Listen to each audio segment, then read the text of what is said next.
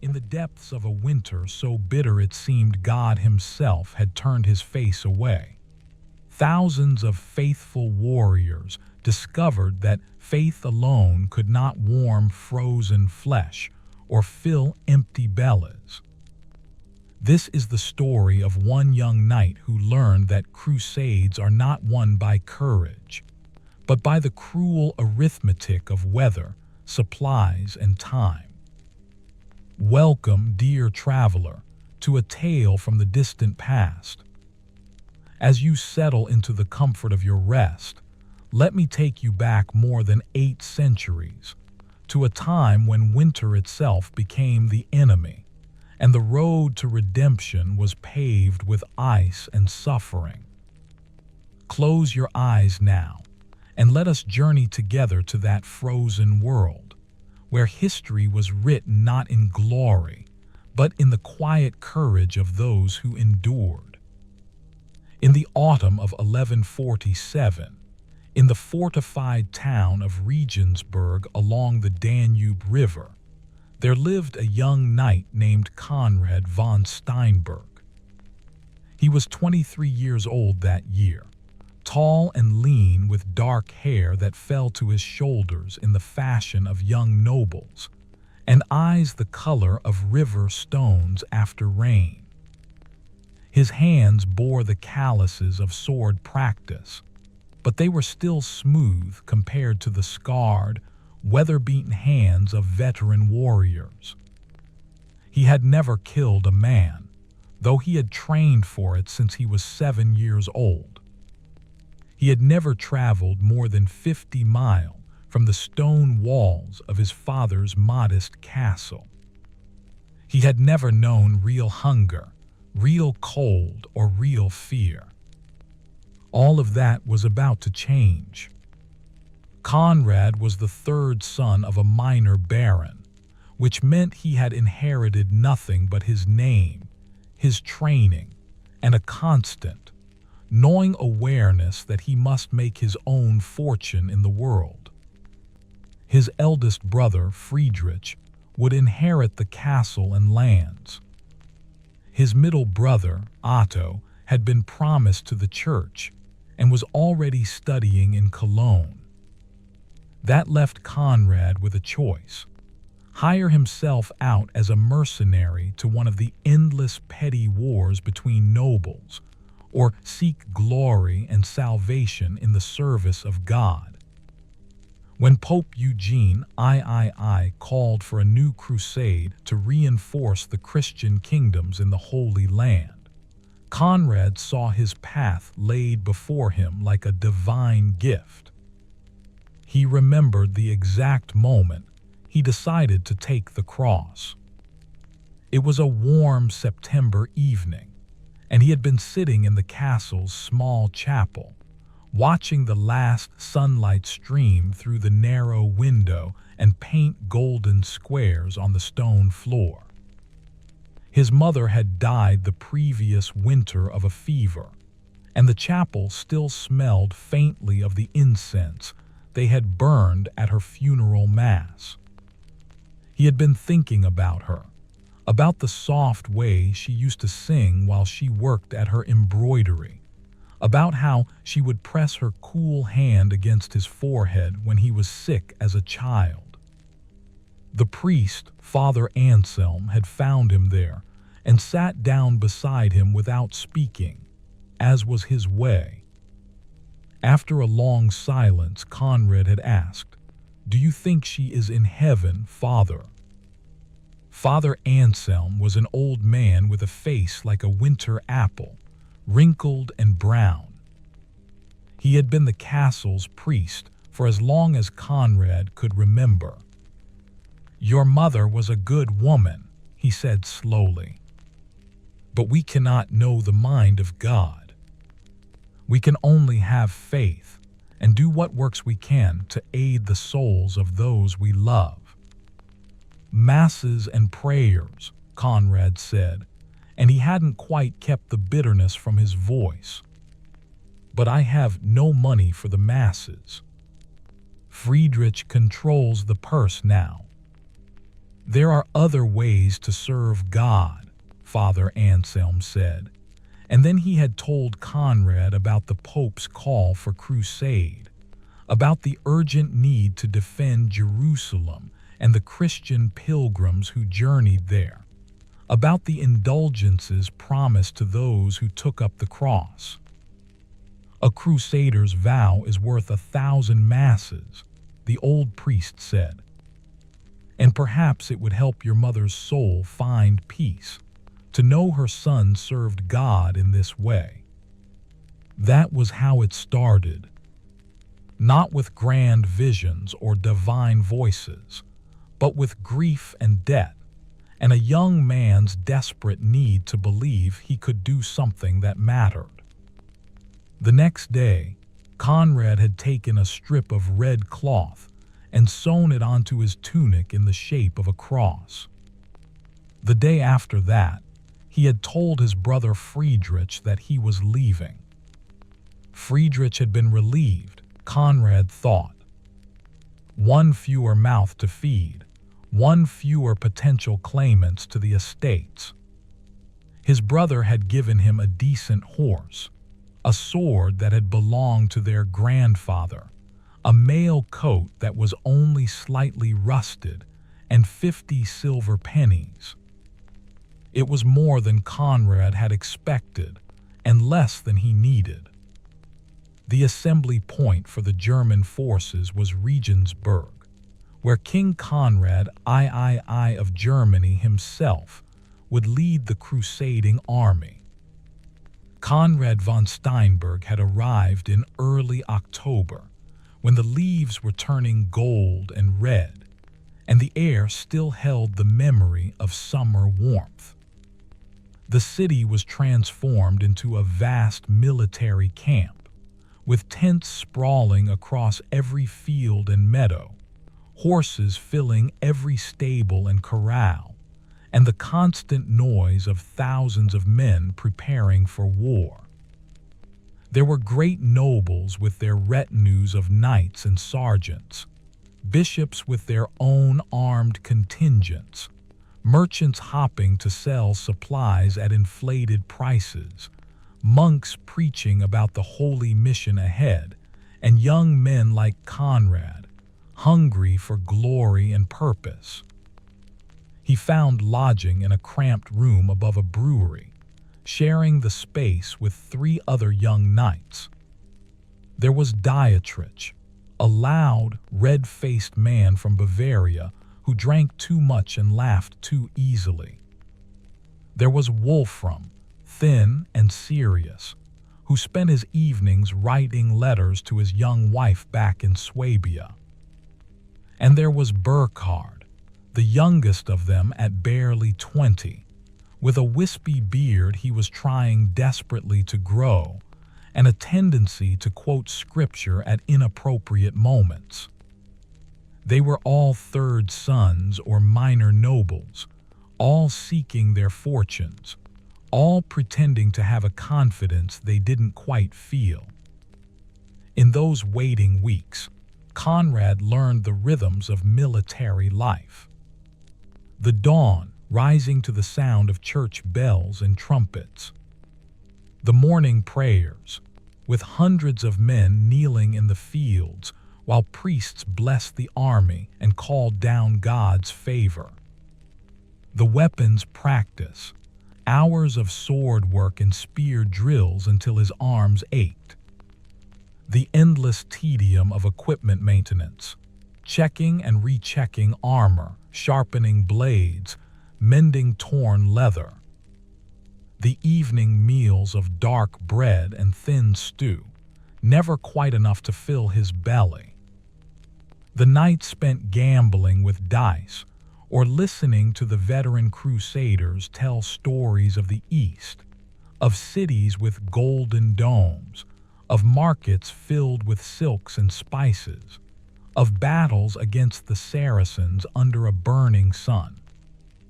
It was during these weeks that Conrad met Brother Matthias, a monk from the Benedictine monastery at Melk, who served as one of the army's chaplains. Brother Matthias was perhaps 40 years old, with a gentle, scholarly manner and a monk's tonsure that made a perfect circle of bare skin on the crown of his head. Unlike many of the priests with the army, who seemed more interested in the political intrigues of bishops and abbots, Brother Matthias actually seemed to care about the individual soldiers. He would walk through the camps in the evening, stopping to talk with men, hearing their confessions, offering comfort to those who were homesick or afraid.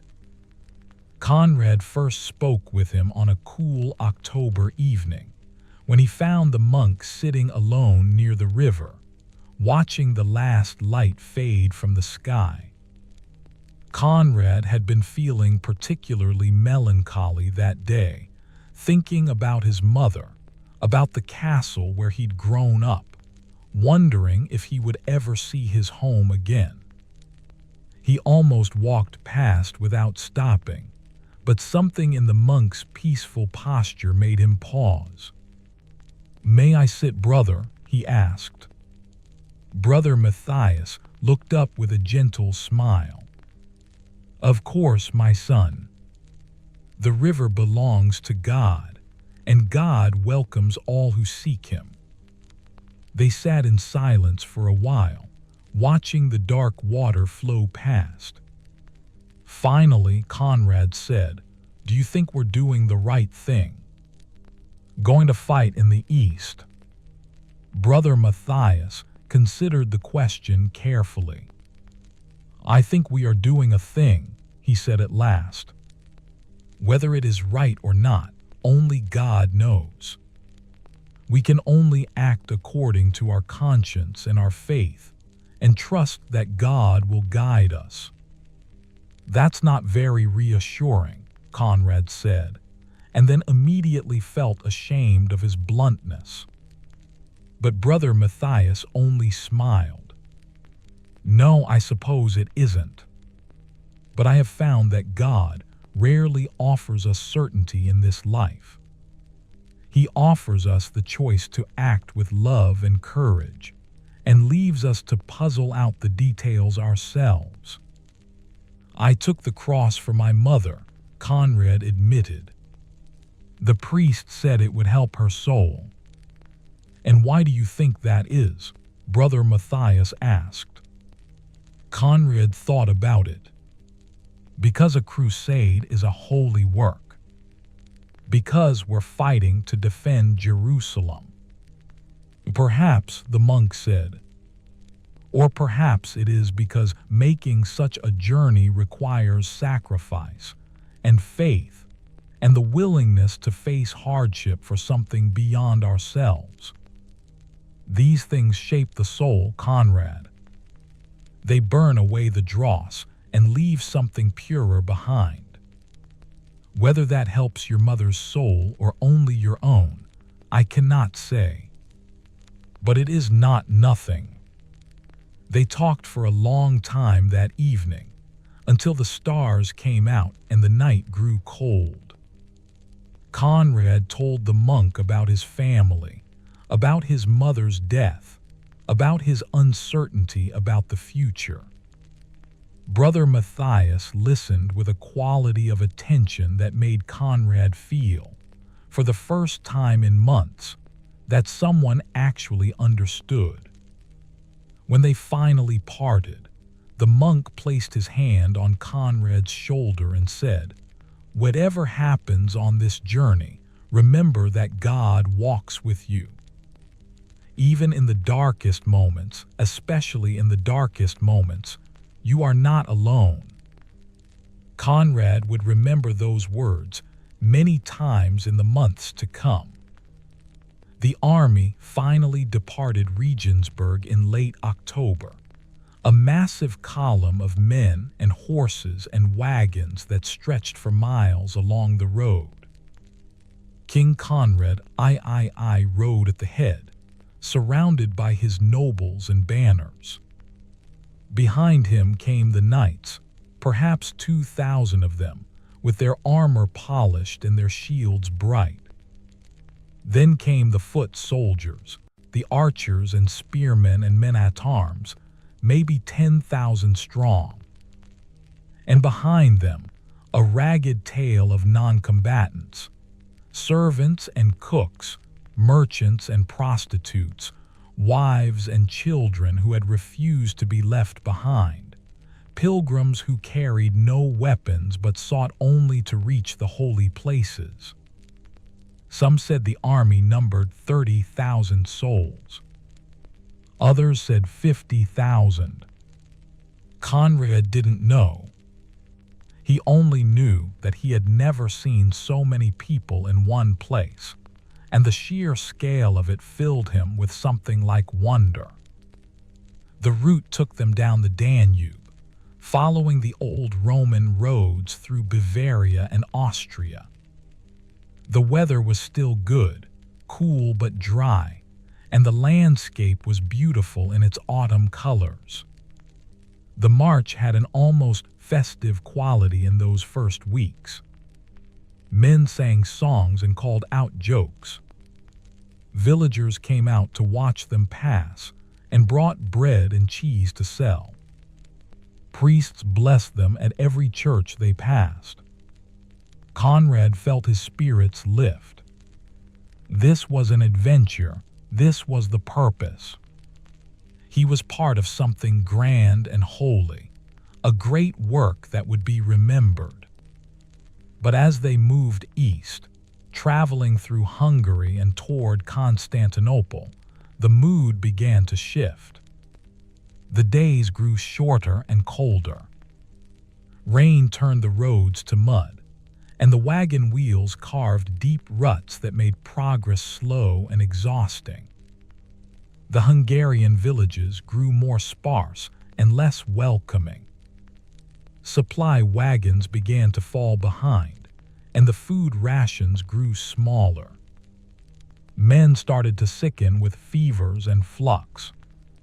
Horses went lame and had to be abandoned.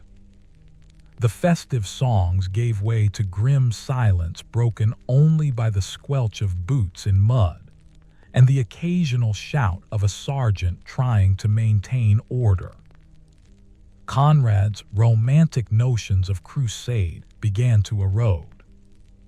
The reality was mud and cold, and the constant ache in his legs from walking mile after mile. His horse had gone lame 2 weeks into the march, and he'd had to trade it for a lesser mount that had an uncomfortable gait and a tendency to bite. His armor chafed, his boots leaked, and he discovered that he was surrounded by thousands of men who rarely bathed. The smell of the army became oppressive. Unwashed bodies, horse manure, cooking smoke, and the particular stench of men suffering from dysentery. Still, there were moments of grace. One evening, as they camped in a valley in Hungary, Conrad sat with his roommates from Regensburg around a small fire. They were sharing a loaf of bread that Dietrich had somehow acquired, pulling off chunks and passing it around. The bread was hard and dark, but it was warm, and they ate it slowly, savoring each bite. "My wife is probably having the baby right now," Wolfram said suddenly. He had been quiet all evening, staring into the fire. "I counted the months. It should be any day now." "Boy or girl?" Burkhard asked. "I don't know. We have 2 girls already. Helena wants a boy." "God will provide what he sees fit," Burkhard said in his most pious voice, and Dietrich threw a pebble at him. "Shut up with your God will provide," Dietrich said, but not unkindly. "It's a hard thing, Wolfram, being away at such a time. But you'll be back before the child is walking. And you'll have stories to tell. "If I get back," Wolfram said quietly. They all fell silent at that, because it was the fear none of them wanted to name. The casualty rate for crusades was terrible. Everyone knew that. Men died of disease more often than combat. They died of infected wounds, of starvation, of exposure. They died and were buried in foreign soil, far from home and family. "We'll get back," Conrad heard himself say, with more confidence than he felt. "All of us. We'll fight the Saracens. We'll visit the holy places, and we'll go home with our indulgences earned and our souls clean. And then we'll sit in warm halls and drink good wine, and tell our grandchildren about the time we marched to Jerusalem." It was a nice thought, and they all wanted to believe it. They passed the bread in silence, each man lost in his own thoughts of home and hope and fear. They reached Constantinople in November, and the city staggered Conrad's imagination. He had thought Regensburg was large, but Constantinople was like something from a dream. The massive walls, the great domes and spires, the crowded harbors filled with ships from every corner of the world. The Byzantine Emperor Manuel I Komnenos met with King Conrad, but the meeting did not go well. There were old tensions between the Germans and the Greeks, suspicions and slights that Conrad didn't fully understand. The Crusader army was not allowed into the city proper, but was camped outside the walls, and the Byzantine merchants charged outrageous prices for food and supplies. It was there, in the muddy camps outside Constantinople's walls, that Conrad first began to hear the arguments that would eventually tear the crusade apart. Some of the nobles wanted to spend the winter in Byzantine territory, to wait for spring before attempting the crossing into Anatolia. But King Conrad was impatient, driven by pride and rivalry with King Louis VII of France, who was leading his own French crusading army a few weeks behind them. Conrad wanted to reach Jerusalem first, to claim the glory of being the first to arrive. He decided they would press on immediately, crossing into Seljuk Turkish territory and taking the overland route across Anatolia toward Syria. Brother Matthias sought out Conrad the night before they were to leave Constantinople. The monk's face was troubled in the firelight. "I have a bad feeling about this, Conrad," he said.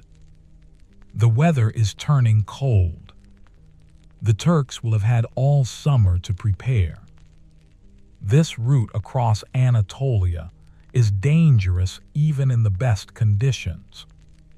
"What choice do we have?" Conrad asked. "The king has decided.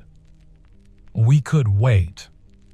We could winter in Byzantine territory, rest the men, and rebuild our supplies."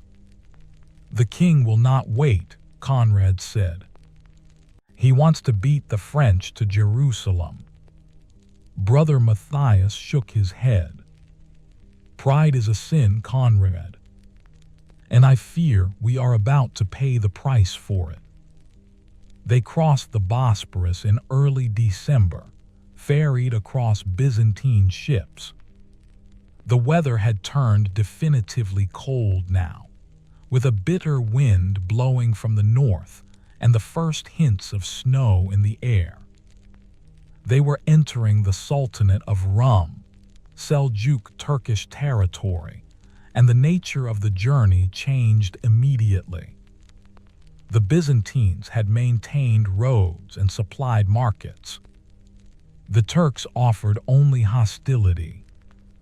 The Turkish strategy was brilliant in its simplicity. They refused to give battle, but harassed the Crusader army constantly with mounted archers. The Turkish horsemen would appear suddenly, galloping into loose volleys of arrows, then wheeling away before the German knights could charge them. They poisoned wells and drove away livestock. They attacked forage parties and supply wagons. They cut down any man who strayed too far from the main column. And all the while, they led the Crusaders deeper into Anatolia, away from the coast, away from the possibility of supplies or retreat. The first major disaster came at Dorylaeum in mid-December. The Crusader army had made camp in the same valley where the First Crusade had won a great victory 50 years earlier, and perhaps that was why they were less cautious than they should have been. Conrad had been with a forage party that day, searching desperately for anything edible in the Pictover countryside. They had found nothing, but returned to find the camp in chaos. Turkish cavalry had swept through at dusk, killing hundreds of men and running off most of the horses and pack animals. The screams of the wounded filled the night. Conrad spent that night helping Brother Matthias tend to the injured. The monk worked tirelessly, cleaning wounds, setting broken bones, administering what comfort he could to the dying. Conrad held men while the monk worked, and he learned that evening what blood really looked like, how it was darker and thicker than he'd imagined, how it had a distinctive coppery smell, and how hard it was to wash off his hands afterward. He learned that dying men called for their mothers. He learned that some wounds were so terrible that all you could do was pray with a man until he stopped breathing. One of the dying men was Dietrich, his cheerful roommate from Regensburg. An arrow had caught him in the stomach, a terrible wound that everyone knew was fatal but which took days to kill. Conrad sat with him through that first night, holding his hand while Dietrich wept and cursed and prayed. There was nothing anyone could do. The wound would fester, and he would die in agony, and they all knew it. "I don't want to die here," Dietrich whispered at one point. "Not in this godless place. I want to be buried at home, in the churchyard where my father is buried." "You're not going to die," Conrad lied. "You're strong. You'll recover." Dietrich gripped his hand with surprising strength. "Don't lie to me, Conrad. I can feel it. The wound is in my belly. I'm going to die, and it's going to hurt, and then I'm going to be buried in a hole in this Turkish soil, and my body will rot, and no one will ever know what happened to me." Conrad didn't know what to say to that. Brother Matthias knelt beside them and placed his hand on Dietrich's fevered forehead. "Your body will lie here," the monk said gently. "But your soul will fly home, Dietrich. Your soul will soar over these mountains and over the sea, and it will find its rest in God's hands. And one day, on the day of judgment, your body will rise again, whole and new. Geography means nothing to God, my son. He knows where you are, and he will gather you to himself." Dietrich died 3 days later, in the gray dawn of a freezing December morning. Conrad helped dig the grave, his fingers so cold he could barely feel them, and they wrapped Dietrich's body in his cloak and lowered him into the frozen ground. Brother Matthias said the prayers, and they filled in the grave and placed rocks on top to keep the wolves away. Then they marched on, because there was nothing else to do. The Turkish attacks continued, relentless and demoralizing. The Crusader army, which had seemed so mighty in Regensburg, began to disintegrate. Men deserted, slipping away in the night to try to make their way back to Constantinople. Others simply collapsed from exhaustion or illness and were left behind. The rations grew ever smaller. They were eating the pack horses now, and the meat was tough and lean, barely enough to keep a man on his feet. And the weather grew worse. The cold became brutal, a deep, bitter cold that Conrad had never experienced before. Snow fell, not the gentle, picturesque snow of Christmas stories, but harsh, wind-driven snow that stung exposed skin and piled into drifts that made the roads impassable. Ice formed on beards and eyebrows. Men's fingers and toes turned black with frostbite. At night, even with fires, men died of the cold, simply stopped breathing in their sleep. Conrad's world narrowed to the immediate concerns of survival. Finding food, staying warm, keeping his weapons functional, taking one more step, and then another, and then another. The grand purpose of the crusade, the holy mission, the glory and salvation, all of that seemed like a distant dream. The only reality was cold and hunger, and the endless trudging march through hostile countries. Wolfram died on December 28th. Not in battle, not from an arrow or a sword, but simply from cold and exhaustion. They had camped in an exposed valley, and the wind that night was terrible, howling like a living thing. In the morning, Conrad found Wolfram stiff and cold in his bedroll, his eyes half open, a slight smile on his blue lips. He had frozen to death in his sleep, perhaps dreaming of his wife and his new baby, whom he would never meet. They buried him beside the trail and carved his name into a stone, though Conrad knew the stone would fall and be lost, and no one would ever know that Wolfram of Swabia had died in this lonely place. Young Burkhard lasted until early January. He died of fever and flux, the same illnesses that were decimating the army. His body simply gave out, worn down by weeks of cold and poor food and dysentery. At the end, delirious with fever, he thought Conrad was his brother and kept asking him to tell their mother he was sorry. Conrad held his hand and told him yes, he would tell her, and Burkhard smiled and closed his eyes and died. He was buried in a mass grave with 30 other men who had died that day. By mid-January, the Crusader army that had left Regensburg with such high hopes was barely recognizable.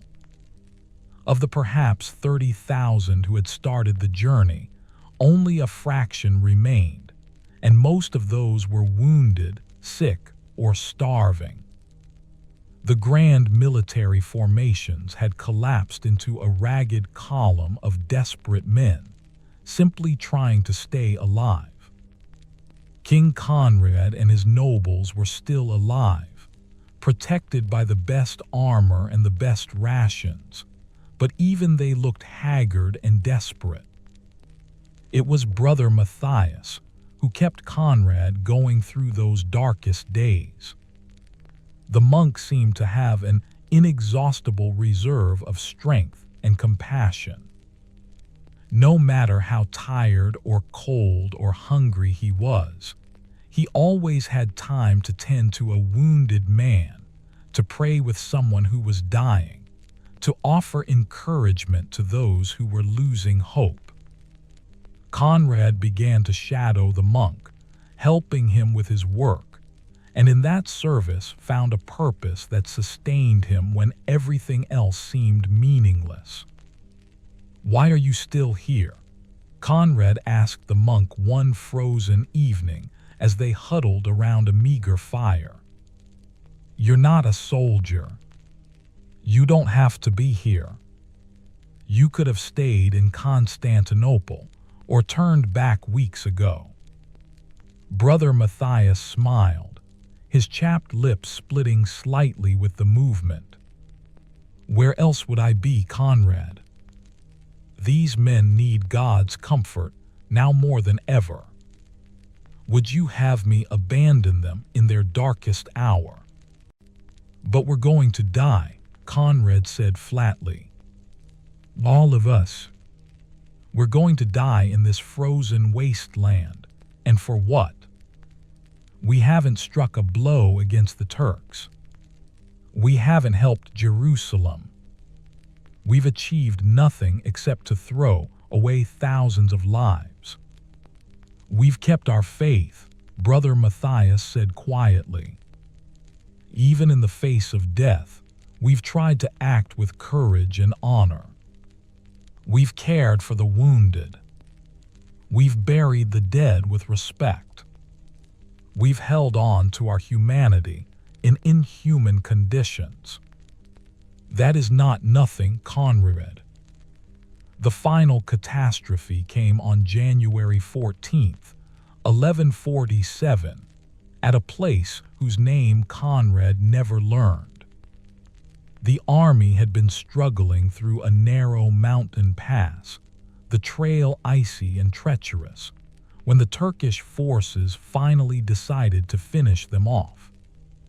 Thousands of Turkish cavalry swept down from the surrounding heights, not just to harass but to destroy. The battle, if it could be called a battle, was a massacre. Conrad fought, not with the heroic grace he'd imagined in his youth, but with the desperate, ugly struggle of a man trying not to die. His sword arm rose and fell mechanically. He blocked blows without thinking, moving on instinct and training. Around him, men screamed and fell. The snow turned red with blood. The air filled with the sound of steel on steel, of horses screaming, of men dying. He lost track of time. The battle seemed to last forever and also to be over in moments. At some point, a Turkish warrior on horseback bore down on him, and Conrad raised his shield just in time to deflect a sword blow. He thrust upward with his own sword and felt it punch through mail and flesh. The warrior's eyes widened in shock, and then he slid from his saddle and lay still in the bloody snow. Conrad stared at him, this man he had killed, the first life he had ever taken. The warrior looked young, perhaps his own age, with a thin beard and dark eyes that were still open, staring sightlessly at the gray sky. Conrad felt nothing.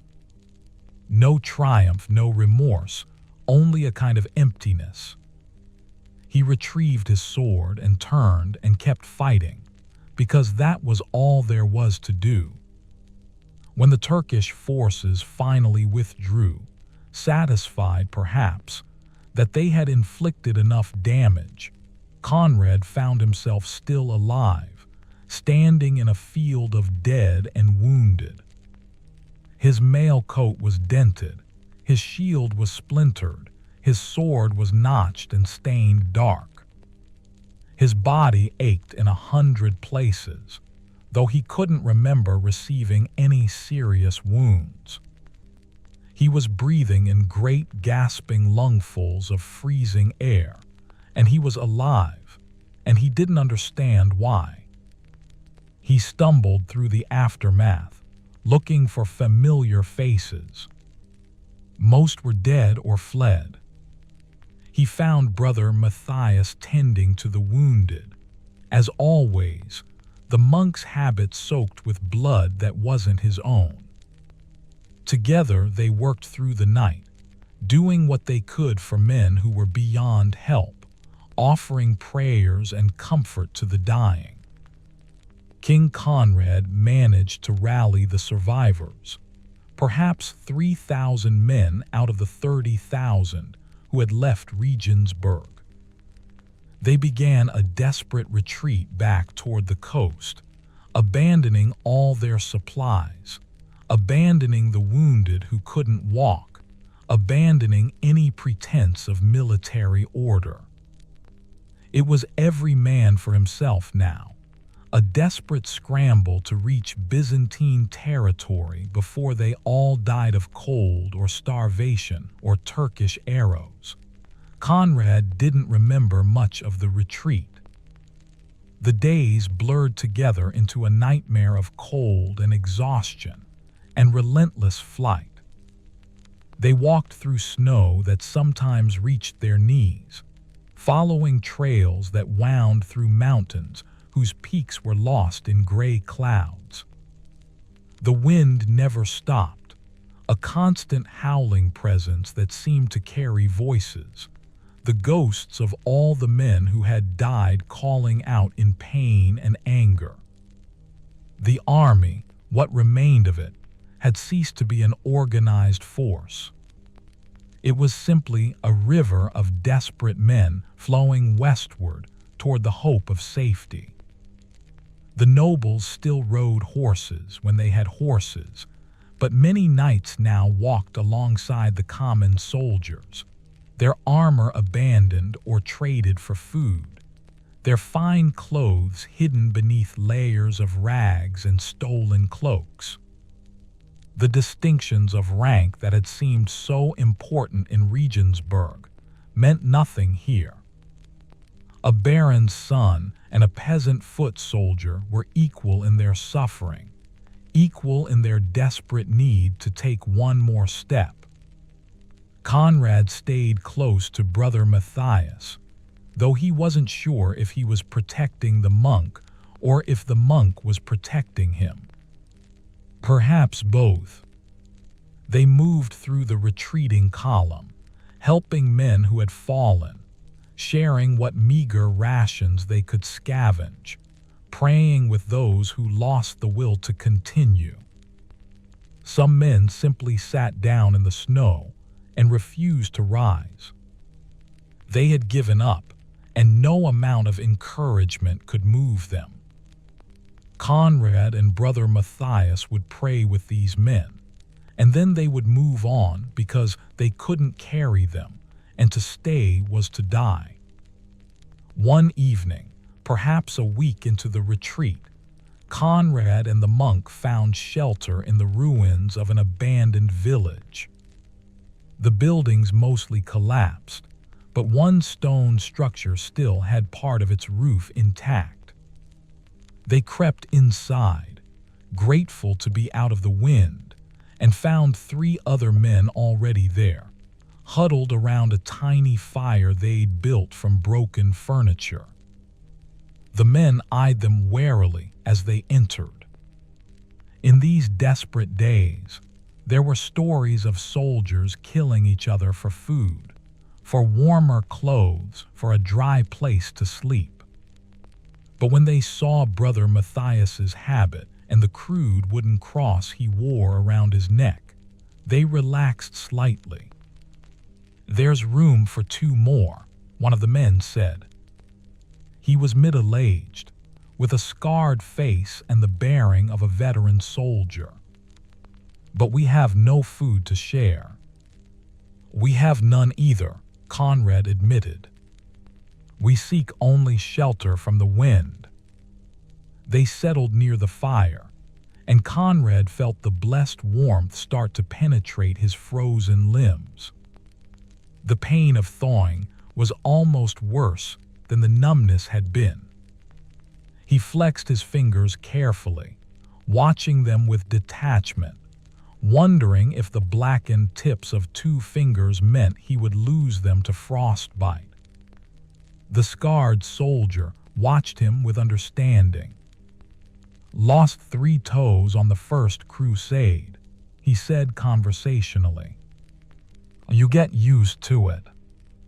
Leather and wool in the boots help, but you'll walk with a limp." "You were on the First Crusade?" Conrad asked, surprised. "That had been nearly 50 years ago." The man nodded. "I was just a boy, younger than you.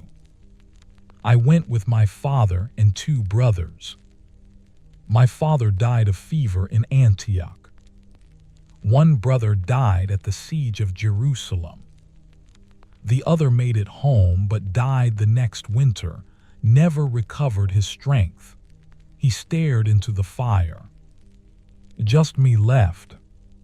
And I was fool enough to take the cross again." "Why?" Brother Matthias asked gently. "Why would you come back after losing so much the first time?" The soldier was quiet for a long moment. "Because I saw Jerusalem," he said finally. "Walked in the places where Christ walked. Prayed at the Holy Sepulchre. And for all the horror, all the death, there was something holy about it. Something that stayed with me." He looked at Brother Matthias. "You think I'm a fool?" "No," the monk said. "I think you're a man seeking God in the only way you know how.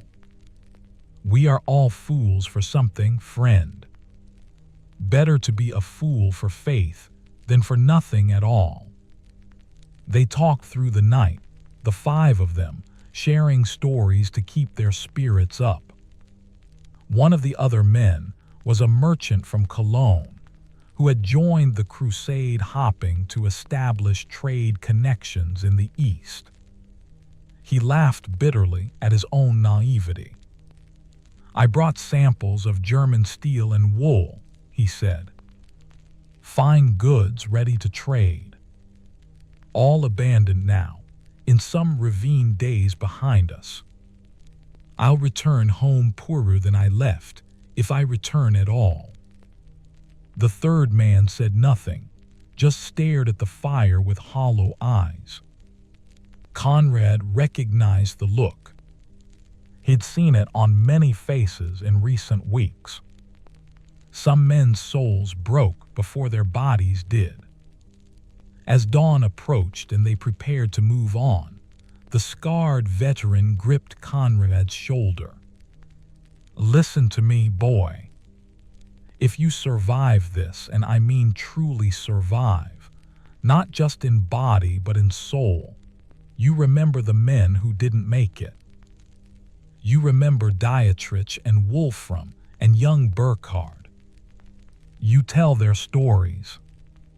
That's the only monument most of these men will get."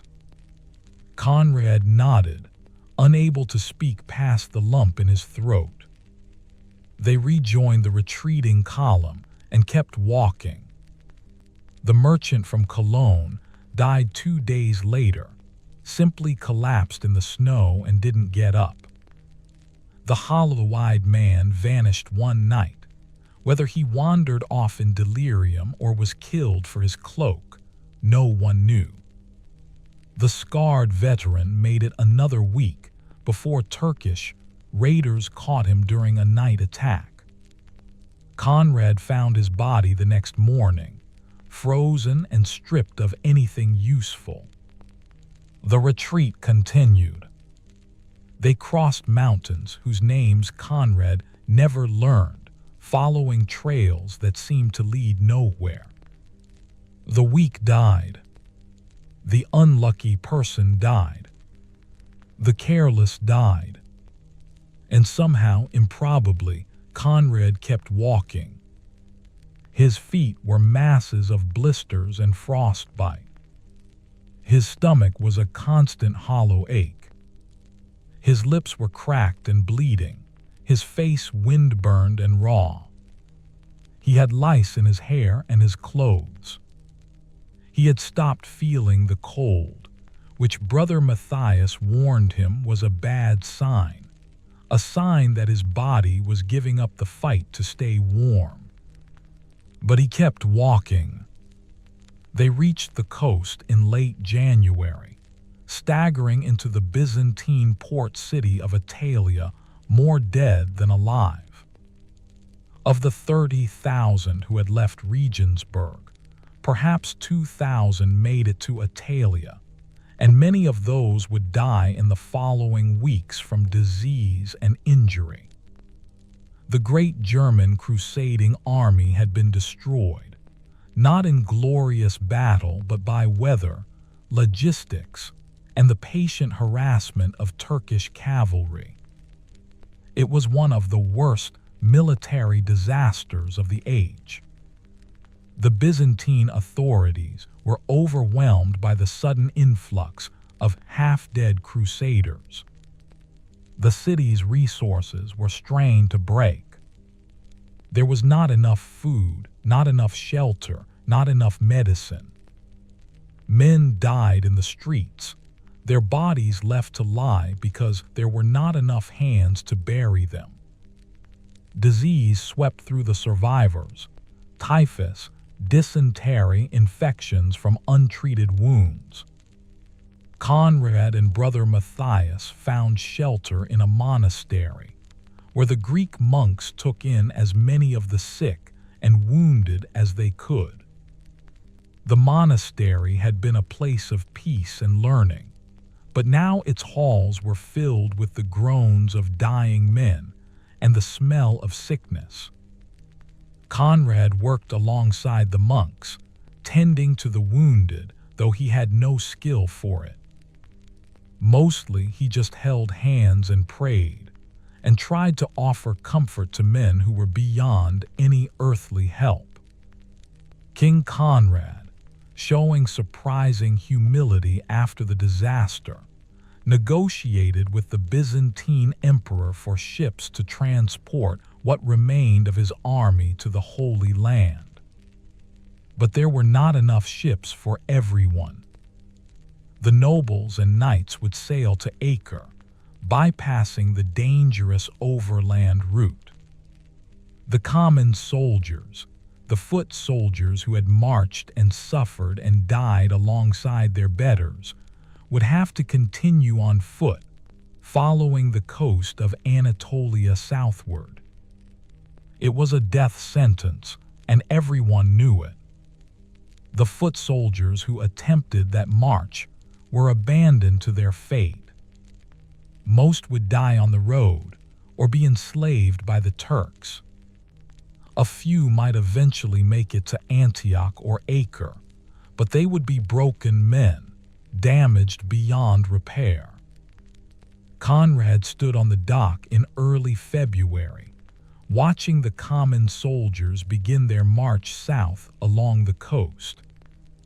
These were men he had lived among for months, men he had shared food and fire and fear with. Now they were being left behind because they were common-born and poor, and there was not enough room on the ships for everyone. "This is wrong," he said to Brother Matthias, who stood beside him.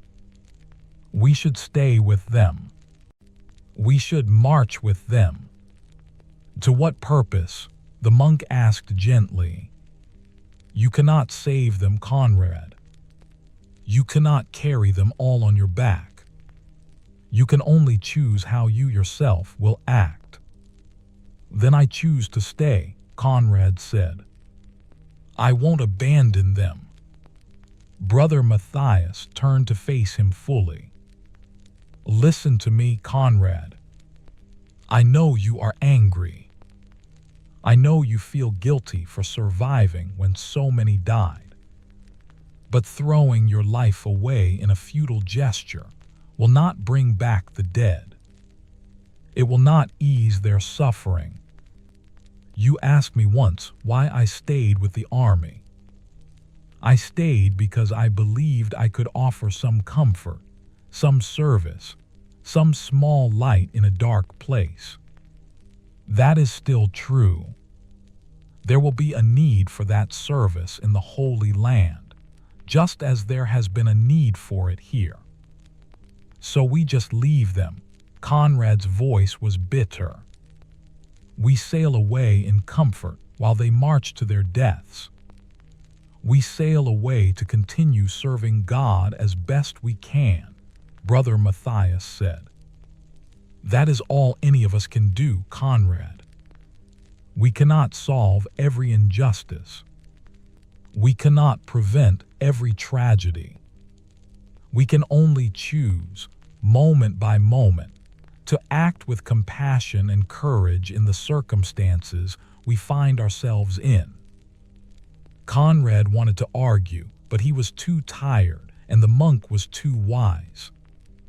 In the end, he boarded the ship with the other knights and nobles, and he watched the coast of Anatolia recede in the distance, and he thought about all the men who would die on that coast in the weeks to come.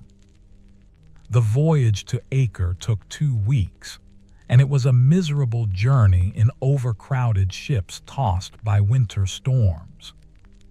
Many men died of disease during the voyage, their bodies wrapped in sailcloth and slipped over the side into the gray sea. Conrad spent most of the journey sick with fever, lying in the cramped, stinking hold while Brother Matthias tended to him with water and prayers. In his fever dreams, Conrad saw the faces of the dead. Dietrich grinning and holding out a cup of wine. Wolfram showed him a letter from his wife. Young Burkhard quoting scripture. The scarred veteran gripping his shoulder. The merchant from Cologne laughed at his own foolishness. And behind them, a vast crowd of nameless men, thousands upon thousands, all staring at him with accusation in their eyes. What did you accomplish? They seemed to ask. What was the purpose of our deaths? He woke to Brother Matthias's hand on his forehead, and the monk's voice murmuring prayers. Peace, Conrad, the monk said. You were crying out in your sleep. They're all dead, Conrad whispered. Everyone is dead. Not everyone, Brother Matthias said. You're alive. I'm alive. We survived for a reason, Conrad, even if we don't yet understand what that reason is. They reached Acre in late February, and Conrad saw the Holy Land for the first time from the deck of the ship. The city sprawled along the coast, its walls and towers golden in the afternoon sun, the sea a brilliant blue that seemed impossible after the gray waters of the journey. Palm trees swayed in a warm breeze. The air smelled of salt and spices and sun-baked stone. It should have been beautiful. It should have been the fulfillment of the dream that had sustained them through all the hardship. But Conrad felt nothing. He was hollow inside, emptied out by months of suffering and loss. The Holy Land, the goal of their crusade, seemed like just another place. Stone and dust and water like any other. The surviving crusaders disembarked, and Conrad got his first real look at what remained of King Conrad's grand army. Perhaps 1,000 men, and most of those were wounded or sick. They were a broken force, incapable of any significant military action. The local Frankish nobility, who had been hopping for reinforcements, tried to hide their disappointment, but Conrad could see it in their faces. This was the great German crusading army. This ragged collection of survivors. King Conrad, to his credit, tried to salvage something from the disaster. He met with the Frankish leaders, with the Knights Templar and the Knights Hospitaller, discussing possible military operations. But Conrad von Steinberg, the young knight from Regensburg who had set out seeking glory and salvation, found that he no longer cared about such things. The politics of crusading, the strategy and tactics, the grand plans, it all seemed meaningless now. Brother Matthias, seeing Conrad's despair, suggested they make a pilgrimage to Jerusalem itself. "You came to see the holy places," the monk said. "Whatever else has happened, you should do that. It may bring you some peace." They traveled to Jerusalem in March, part of a small group of pilgrims under armed escort. The road from Acre to Jerusalem climbed through hills covered in wild flowers, the landscape coming alive with spring. It was beautiful in a way that hurt, because it reminded Conrad that the world continued, indifferent to human suffering. While thousands of men had frozen and starved and died in Anatolia, spring had come to the Holy Land, and flowers bloomed, and life went on. Jerusalem itself was a smaller city than Conrad had imagined, though its walls were impressive, and its position on the hills was strong. They entered through the Jaffa Gate, and Conrad felt a strange sense of dislocation. This was Jerusalem, the city he had heard about his entire life, the center of the Christian world, the place where Christ had walked and taught and died. And it was just a city. Stone buildings and narrow streets and markets selling bread and vegetables. People going about their daily lives, arguing about prices, herding goats, hanging laundry. Brother Matthias led him to the Church of the Holy Sepulchre, the great basilica built over the traditional site of Christ's crucifixion and resurrection. They entered the dimly lit interior, and the monk guided Conrad through the various chapels and holy sites. Here was Calvary, where the cross had stood. Here was the stone of anointing, where Christ's body had been prepared for burial. Here was the tomb itself, the Holy Sepulchre, the very place where death had been defeated. Conrad stood in the tomb, in the small stone chamber lit by oil lamps, and he waited to feel something. Awe, maybe. Reverence. The presence of God. Some confirmation that the journey had been worth it, that the thousands of deaths had meaning, that there was purpose in the suffering. He felt nothing. He knelt on the cold stone and tried to pray, but no words came. His mind was empty. His heart was empty. He was a vessel that had been drained completely, and there was nothing left to pour out, not even tears. Brother Matthias knelt beside him and placed a hand on his shoulder.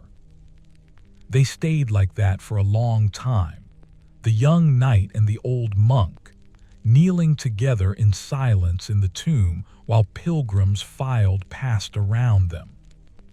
Finally, Conrad spoke. "I don't feel anything," he said. "I'm in the holiest place in Christendom, and I don't feel anything." "That's all right," Brother Matthias said gently. God doesn't require us to feel anything, Conrad. He only asks that we show up, that we make the effort, that we keep faith even when faith brings no comfort. Then what's the point? Conrad's voice was harsh. What was the point of any of it? The marching, the freezing, the dying.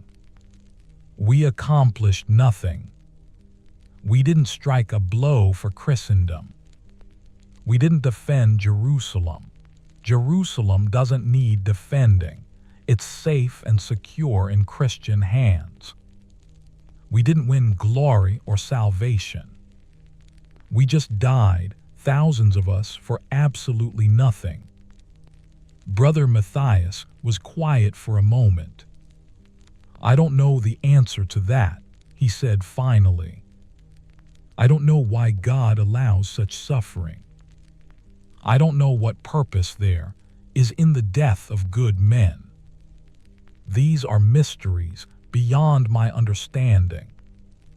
Then what do you know? Conrad asked, and he heard the desperation in his own voice. I know that you showed courage, the monk said. I know that you helped me tend to the wounded and dying, that you held the hands of men who were afraid, that you buried your friends with respect and mourning.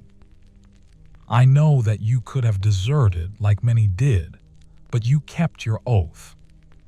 I know that even in the worst moments, you tried to act with honor and compassion.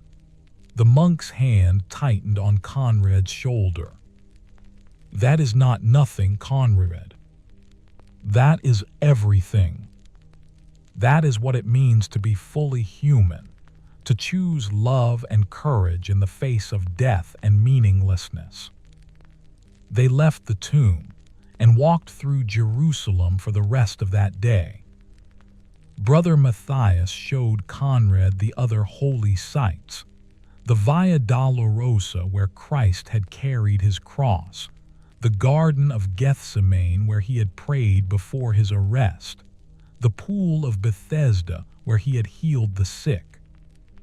Conrad walked through these places like a man in a dream, going through the motions because the monk expected it of him, but feeling disconnected from it all.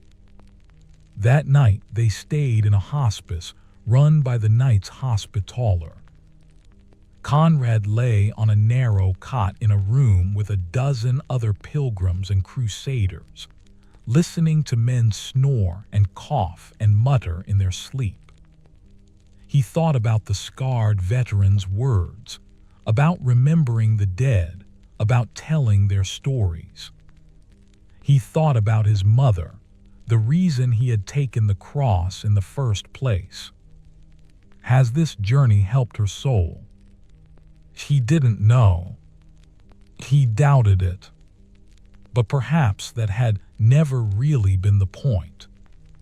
Perhaps he had gone on crusade not to save his mother's soul, but to prove something to himself, to escape his own fear of meaninglessness, to find purpose in a world that offered him no clear path. And what had he found? Death and suffering, and the knowledge that grand gestures and holy missions could lead to nothing but waste. But also, and this surprised him, he had found something else. He had found that he was stronger than he'd thought, that he could endure horrors and keep going, that he could act with compassion even when compassion seemed futile, that he could face death and discover that what mattered was not whether you survived, but how you acted in the face of extinction. The next day, Conrad and Brother Matthias began the journey back to Acre. Conrad had decided to return to Europe as soon as he could find ship passage. He had fulfilled his crusading vow, or as much of it as made sense to fulfill. He had reached the Holy Land. He had visited Jerusalem. His indulgence was earned. though he no longer cared much about indulgences. He wanted to go home, to see the stone walls of his father's castle, to walk in the forests where he'd played as a child, to sleep in a bed that didn't move with the waves or freeze with the night cold. But before they left Jerusalem, Brother Matthias took Conrad to one more place. They climbed the Mount of Olives at sunset, ascending the path that Christ himself had walked. From the summit, they could see the whole city spread below them, Jerusalem's walls and domes and towers glowing golden in the last light. "Look," Brother Matthias said, gesturing at the city. Thousands of years of human history. Conquest and defeat, joy and suffering, faith and doubt. And through it all, people keep building, keep praying, keep hopping. That's what we do, Conrad. We're fragile creatures in a harsh world, and we know we're going to die, and most of what we build will be forgotten. But we keep trying anyway. We keep loving each other, keep seeking meaning, keep building towards something better. That's the real crusade, not the armies and the battles, but the daily choice to keep faith with life itself. Conrad looked at the city, and for the first time since leaving Regensburg, he felt something stir in his chest. Not joy exactly, not peace, but a kind of acceptance, a recognition that he was part of something larger than himself, a long chain of human beings stretching back into the past and forward into the future, all of them struggling with the same questions, all of them trying to find meaning in a world that offered no easy answers. "Thank you," he said to the monk, "for everything, for keeping me alive, for keeping me sane. I don't think I would have survived without you." Brother Matthias smiled. "We kept each other alive, Conrad. That's how it works.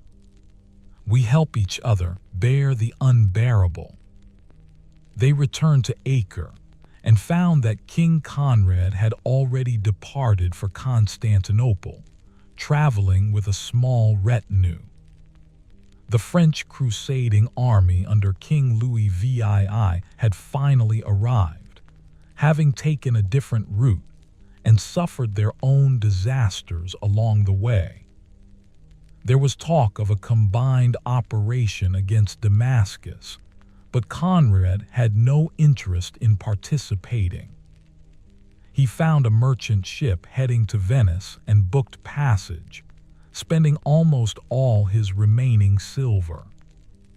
The night before the ship was to sail, Conrad had one final conversation with Brother Matthias. They sat in a tavern near the docks, drinking watered wine and watching the sun set over the Mediterranean. "Will you stay here?" Conrad asked. "In the Holy Land?" The monk nodded. "I think so. There is work to be done here, people to help. I feel called to stay, at least for a while." "I'll miss you," Conrad said, and he was surprised by how much he meant it. This monk, who had been a stranger 6 months ago, had become the anchor that had kept him from drowning in despair. "And I'll miss you," Brother Matthias said. "But I'm glad you're going home, Conrad. You've seen enough of war and death. Go home, rebuild your life. Find some happiness if you can." "What about you?" Conrad asked. "Will you ever go home?" The monk was quiet for a moment, staring into his wine cup. "I don't know," he said finally. "Home seems very far away."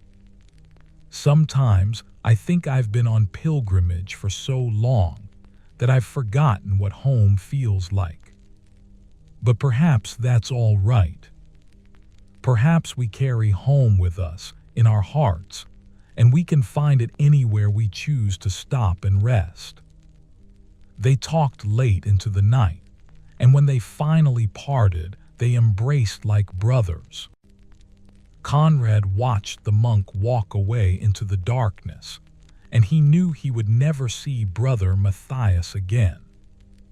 But he also knew that the monk had given him a gift, not salvation or certainty or easy answers, but something more valuable, the knowledge that it was possible to endure, to keep faith, to choose compassion even in the darkest circumstances. The voyage back to Venice took 6 weeks, and it was uneventful compared to the journey out. Conrad spent most of his time on deck, watching the sea and the sky, thinking about everything that had happened. He thought about the men who had died, Dietrich and Wolfram and Burkhard, the scarred veteran and the merchant from Cologne, and thousands of others whose names he'd never known. He thought about the winter crusade that had failed so completely, about how grand plans could disintegrate in the face of weather and logistics and human frailty. And he thought about what he would do when he reached home. He was no longer the optimistic young knight who had left Regensburg 8 months ago. That man had died somewhere in the frozen mountains of Anatolia. But whoever Conrad was now, he was still alive, and he had to figure out how to live with what he'd seen and done. He reached Venice in late May, and from there made his way slowly overland through Italy and across the Alps to Bavaria. The journey took weeks, but he was in no hurry. He was walking through a world that seemed almost impossibly green and alive after the dead winter landscape of Anatolia. Flowers bloomed in the meadows. Birds sang in the trees. Farmers worked in their fields, and children played in village streets, and life went on in its ordinary, miraculous way. He reached his brother's castle in late June, walking up the familiar road just as the sun was setting. The castle looked smaller than he remembered, the walls less imposing, the whole structure somehow diminished. Or perhaps it was Conrad who had changed, who had seen cities like Constantinople and Jerusalem, and could no longer be impressed by a minor baron's fortress. Friedrich was in the great hall when Conrad entered, and his brother stared at him in shock. "Conrad, we thought you were dead. There have been reports of the disaster in Anatolia, rumors that the whole army was destroyed." "The rumors are mostly true," Conrad said. "Most of the army died. I survived." He said it flatly, without emotion, and saw his brother flinch at his tone. They shared a meal that night, and Friedrich peppered him with questions about the crusade, eager for stories of battle and adventure. Conrad answered briefly, giving the bare facts without detail or color. He didn't tell Friedrich about Dietrich dying slowly from an arrow wound to the belly. He didn't describe what frozen corpses looked like, or how men's eyes went hollow when they gave up hope. He didn't talk about the massacre in the mountain pass, or the terrible retreat, or the common soldiers abandoned to their fate. These were not stories for a warm hall with wine and roasted meat. Instead, he said he was tired, and Friedrich showed him to a small chamber where he could sleep. Conrad lay on a soft bed for the first time in months, with clean sheets and a down pillow, and he found he couldn't sleep. The bed was too soft, too comfortable. He kept starting to awake, thinking he heard Turkish cavalry in the darkness, or the wind screaming through mountain passes. In the days that followed, Conrad tried to settle back into the life of the castle, but he found it almost impossible. The concerns of his brother and the other minor nobles seemed trivial. Disputes over grazing rights, arguments about marriages and inheritances, petty feuds that had been going on for generations. They asked him about the Crusade, and when he gave them the truth, that it had been a disaster, that thousands had died for nothing, they seemed disappointed, as if he were spoiling a good story. Father Anselm, the old priest who had encouraged Conrad to take the cross, sought him out one afternoon in the chapel. "I'm glad you returned safely, my son," the priest said. "Your crusade must have been a great spiritual trial. But you have earned your indulgence. Your mother's soul will benefit from your sacrifice." Conrad looked at the old priest, at his kind, wrinkled face, and felt a surge of anger so strong it surprised him. "Do you know how many men died, Father?" "Thousands. Good men, faithful men. They froze and starved and were cut down by Turkish arrows. For what? What did their deaths accomplish?" Father Anselm looked troubled. "They died in service of God. They died because King Conrad was too proud to wait for spring," Conrad interrupted. "They died because the Byzantine emperor wouldn't give us proper supplies.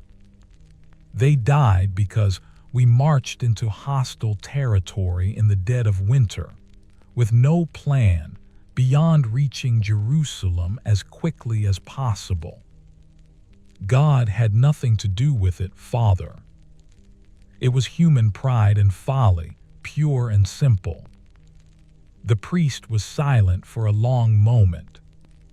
"You've lost your faith," he said sadly.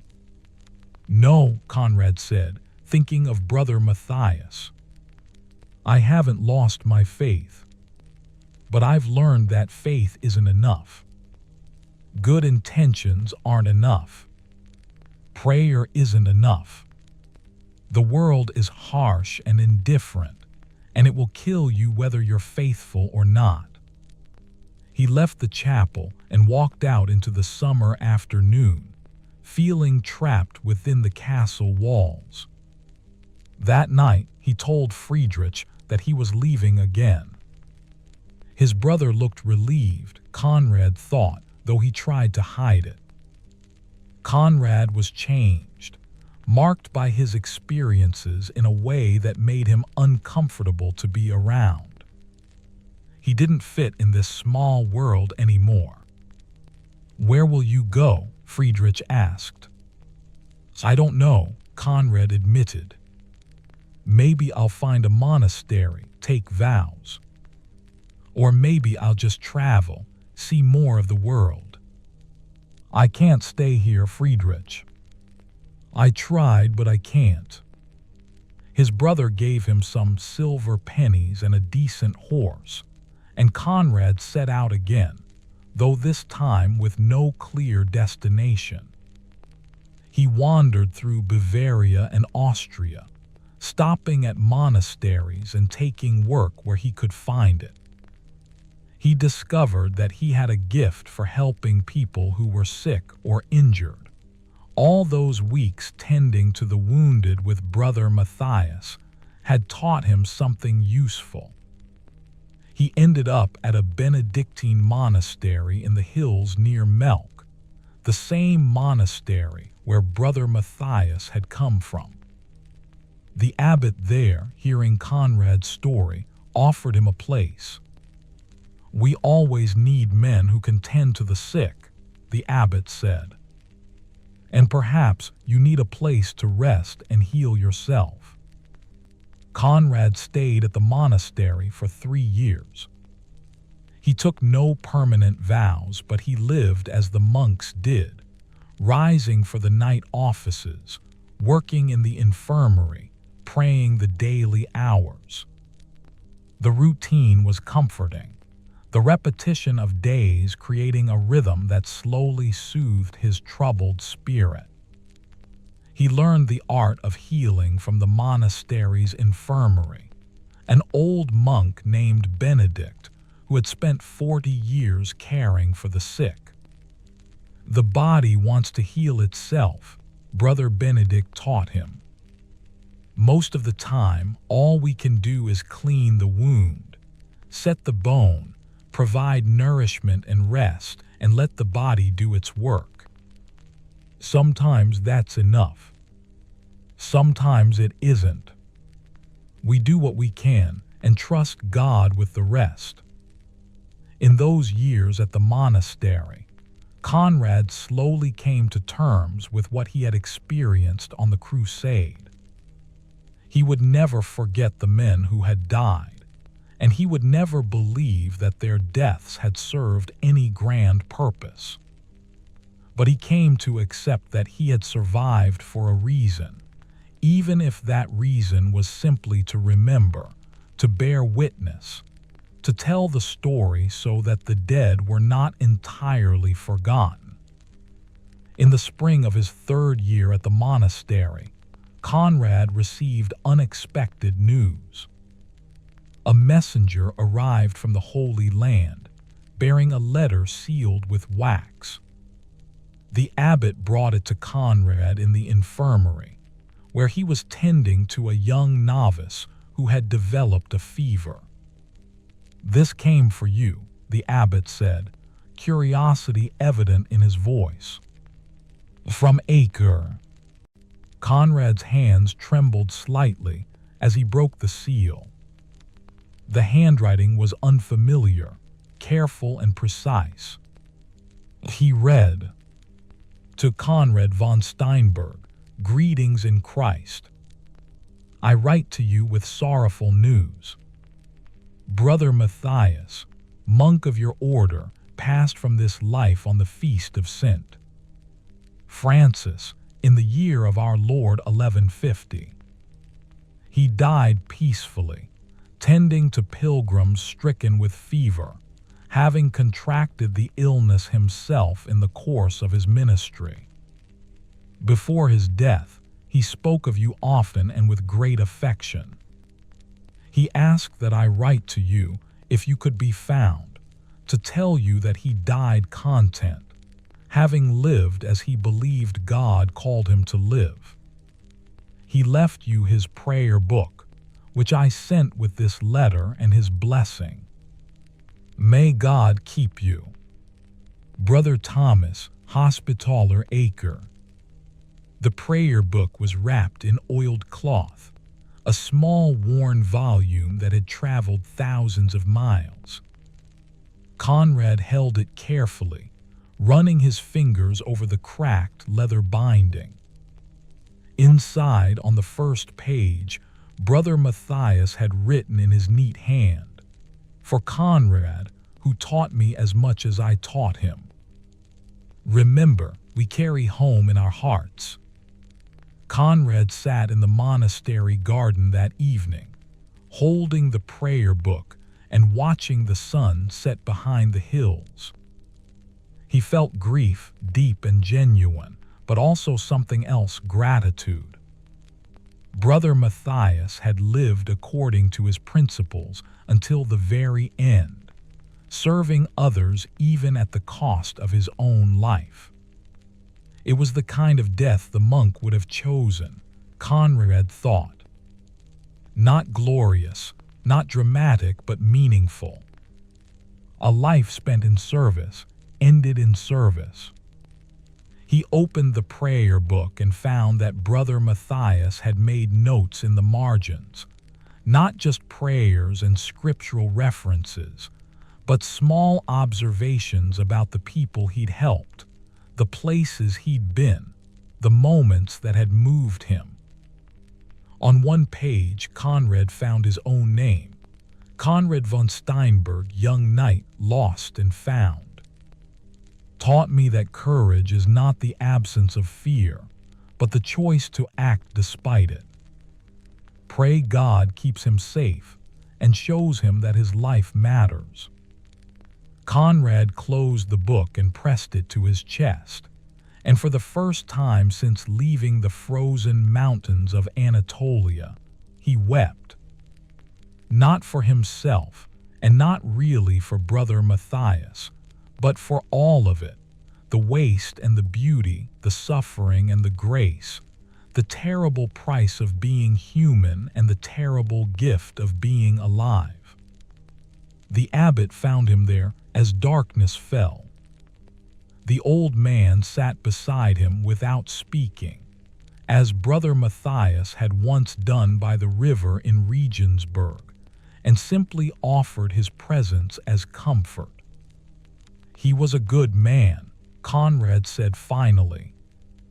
Yes, the abbot agreed. The world has fewer good men than it needs. That's why each one matters so much.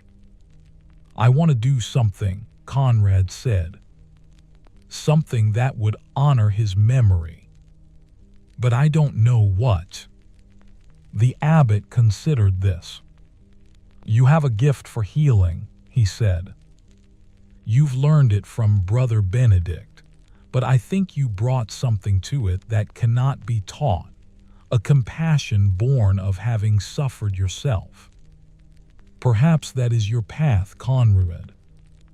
To use what you learned in darkness to bring light to others. Over the following months, Conrad thought about the abbot's words. He had never imagined becoming a healer, but he found the work deeply satisfying in a way that knighthood never had been. When he could clean and bind a wound and watch it heal, when he could ease someone's pain or save a life that might otherwise have been lost, these small victories meant something in a way that the grand gestures of crusading never had. He decided to leave the monastery, not to abandon the religious life entirely, but to find a way to serve that felt more authentic to his own gifts. With the abbot's blessing, he traveled to the great hospital in Lyon, where the brothers of St. John maintained one of the finest infirmaries in Christendom. There he studied for 2 more years, learning everything he could about the healing arts, not just the practical skills but the philosophy behind them, the understanding that healing was as much about compassion and presence as it was about medicine and technique. The master of the hospital was a gruff, elderly monk named Brother Guillaume, who had served as a physician for 30 years. He was demanding and impatient, quick to criticize any mistake, but Conrad saw beneath the harsh exterior to the deep commitment to the work. People think healing is about knowledge, Brother Guillaume told his students one day. They think if you know enough about anatomy and herbs and humors, you can cure anyone. But that's only half of it. The other half is understanding that sometimes there is no cure, and your job is simply to bear witness to suffering, to sit with someone in their pain and fear, and to help them face death with dignity. Can you do that, Conrad? Can you sit with the dying and not turn away? Yes, Conrad said, thinking of all the men he had sat with in the frozen passes of Anatolia, all the hands he had held while life fled. I can do that. Good, Brother Guillaume said. Because that's the hardest part, and it's the part most people can't stomach. But it's also the most important. Anyone can bandage a wound. It takes a special kind of courage to look death in the face and not flinch. Conrad stayed in Lyon until 1153, and then he felt the pull to return to Bavaria, to his homeland. He was 30 years old now, no longer the young knight who had taken the cross with dreams of glory. He was a man who had seen the worst that humans could do to each other and the best, who had learned that life was precious precisely because it was fragile, who had discovered that meaning came not from grand gestures, but from small acts of compassion repeated day after day. He returned to his brother's castle, but this time not to stay. He established himself in the nearby town, setting up a small infirmary in a house donated by the local church. Word spread quickly that there was a healer in town who had studied in Lyon, and people began to come, peasants with infected wounds, women in difficult labor, children with fevers, old people in pain. Conrad worked from dawn to dusk, and he charged nothing to those who couldn't pay, accepting payment in kind from those who could: a chicken, a sack of grain, a jug of wine. He lived simply, sleeping in a small room above the infirmary, eating plain food, wearing clothes that were clean but worn. It was not the life his father had imagined for him when he trained Conrad as a knight, but it was a life that felt right, that felt like his own. Father Anselm came to see him one day, the old priest looking even more ancient now, bent with age. He stood in the infirmary watching Conrad clean and bind the burned hand of a farmer who had pulled a child from a house fire. "You're doing good work here," the priest said when the farmer had left. "Thank you, Father." "I owe you an apology," Father Anselm said slowly. "When I encouraged you to take the cross, I thought I was guiding you toward a holy purpose. I didn't understand what I was sending you into. I'm sorry for that." Conrad looked at the old priest with new understanding. Father Anselm had acted according to his conscience, according to what he believed was right. He couldn't have known how the crusade would unfold, couldn't have predicted the disaster. And perhaps in a strange way, he had been right. The crusade had shaped Conrad, had broken him and remade him into someone who could serve in a way that mattered. "You have nothing to apologize for, Father," Conrad said. "The crusade was terrible, yes, but it also taught me things I needed to learn. And it led me here to this work, which I believe is what I was meant to do." "You've become wise," Father Anselm said with a sad smile. "Wisdom is usually earned through suffering, I've found. I wish it were otherwise." "So do I," Conrad agreed. "But we work with the world as it is, not as we wish it to be." The years passed. Conrad's infirmary became an established part of the town's life. He trained apprentices, young people who wanted to learn the healing arts. He shared what he knew freely, understanding that knowledge was meant to be passed on, to multiply and spread like seeds scattered on fertile ground. He never married, though there were women who would have had him. He told himself it was because his work demanded all his time and attention, but he knew the truth was more complicated. Part of him had died in those frozen mountains, the part that could imagine a future of simple domestic happiness. He had loved and lost too many people: his mother, Dietrich, Wolfram, Burkhard, brother Matthias, and some wounded place in his heart couldn't bear to risk that kind of loss again. But he had his work and he had his purpose, and that was enough. In 1158, a young knight came to Conrad's infirmary with a wound that had become infected after a tournament. The knight was perhaps 20, eager and confident, reminding Conrad painfully of himself at that age. As Conrad cleaned the wound and applied a poultice, the young man talked excitedly about his plans. "I'm thinking of taking the cross," he said. "There's talk of another crusade to reclaim Edessa from the Saracens. It would be a chance for glory, to serve God and make my fortune." Conrad's hands paused in their work. He looked at the young knight's eager face and saw himself, saw all the young men who had marched out of Regensburg with such high hopes, so few of whom had ever returned.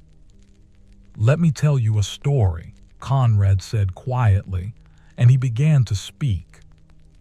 He told the young knight about the winter crusade, about the cold and the hunger and the slow disintegration of a grand army. He told him about Dietrich dying slowly from a gut wound, about Wolfram freezing to death while dreaming of his wife, about young Burkhard fevered and calling for his mother. He told him about the massacre in the mountain pass, about the desperate retreat, about the common soldiers abandoned to their fate.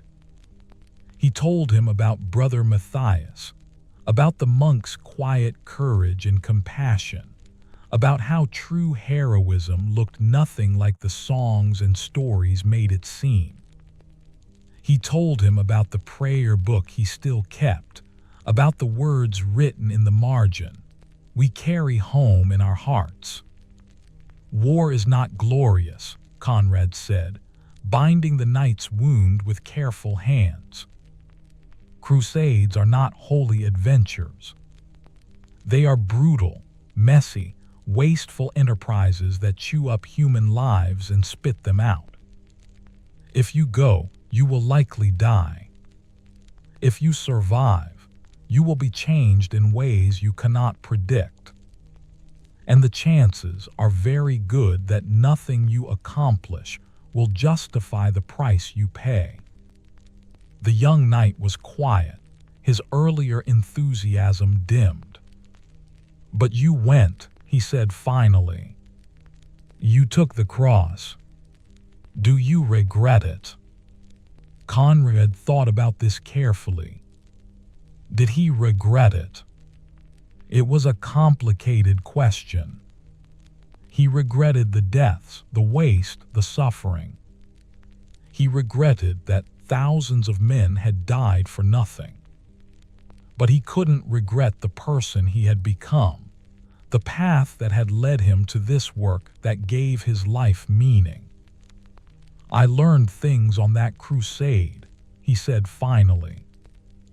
"I learned about courage and compassion, about endurance and human dignity in the face of suffering. But I could have learned those lessons in other ways, ways that didn't require so many people to die. If I could go back and change it, would I? I don't know. But I can tell you this: if you go on crusade, go with your eyes open.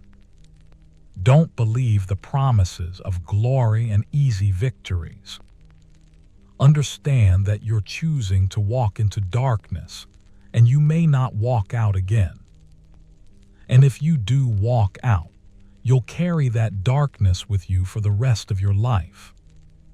But you said you learned important things, the young knight said. You said it gave your life meaning.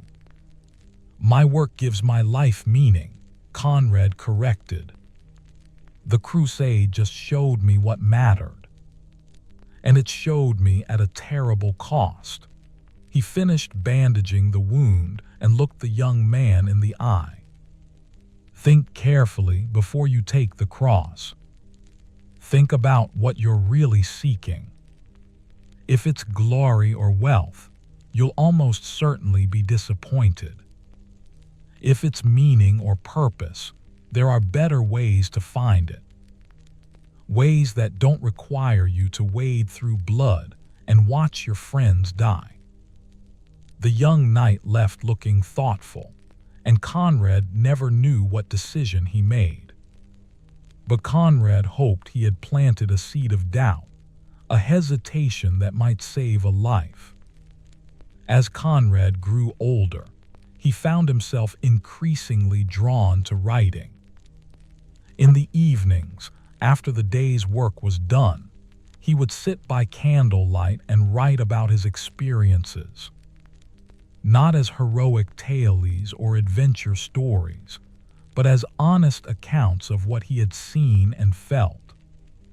He wrote about the Winter Crusade, about the men who had died, about the lessons learned at such terrible cost. He wrote about Dietrich's humor and Wolfram's love for his family and young Burkhard's earnest faith. He wrote about the scarred veteran who had served on 2 crusades, and the merchant from Cologne who had dreamed of trade connections.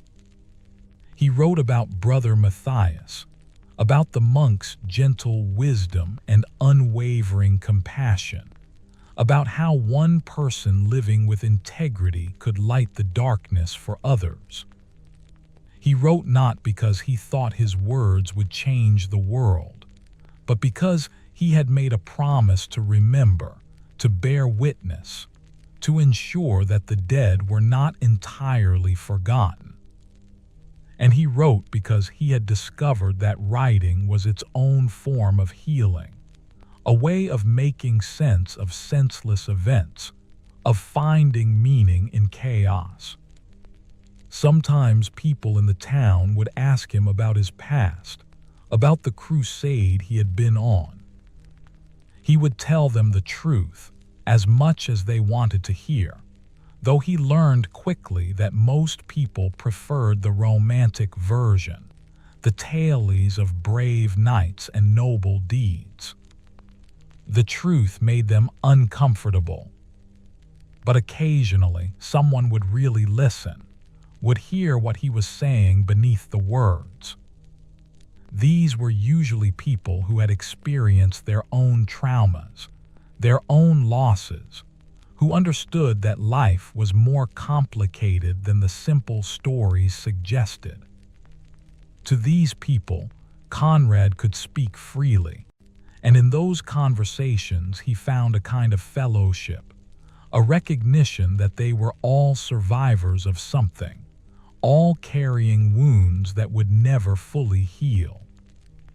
In 1165, now 41 years old, Conrad received another visitor from his past. Friedrich, his brother, came to the infirmary looking older and tired. The Baron's life had not been easy. There had been feuds with neighboring lords, bad harvests, debts accumulated and never quite paid off. He sat in Conrad's simple room and looked around at the sparse furnishings, the shelves of herbs and medicines, the table covered with medical texts. "You seem happy," Friedrich said, and there was something like envy in his voice. "I inherited everything, the castle, the lands, the title, and I'm drowning in debt and worry. You inherited nothing, and you seem content." "I am content," Conrad said simply. Not happy exactly. I carry too much sadness for that. But content, yes. I do work that matters. I help people. I sleep well at night. What more can a man ask for? I used to think you were foolish, Friedrich admitted. Going on that crusade, throwing away your chance to serve me as a knight, becoming a healer instead of a warrior. I thought you were wasting your potential. And now, Friedrich smiled sadly. Now I think you're the wisest man I know. You found meaning in your life, Conrad. You found purpose. Most of us spend our whole lives looking for that and never find it. They talked late into the night, and when Friedrich left the next morning, the brothers embraced with genuine affection. Conrad understood that they had both been shaped by their choices. Both found their own paths through a complicated world. Neither path was better or worse. They were simply different. The years continued to pass. Conrad trained more apprentices, expanding his knowledge and passing it on. He wrote more, filling volume after volume with his observations and experiences. He treated thousands of patients, saving many, losing some, always learning from both successes and failures. He became known throughout the region as a skilled healer, and sometimes people would travel for days to seek his care.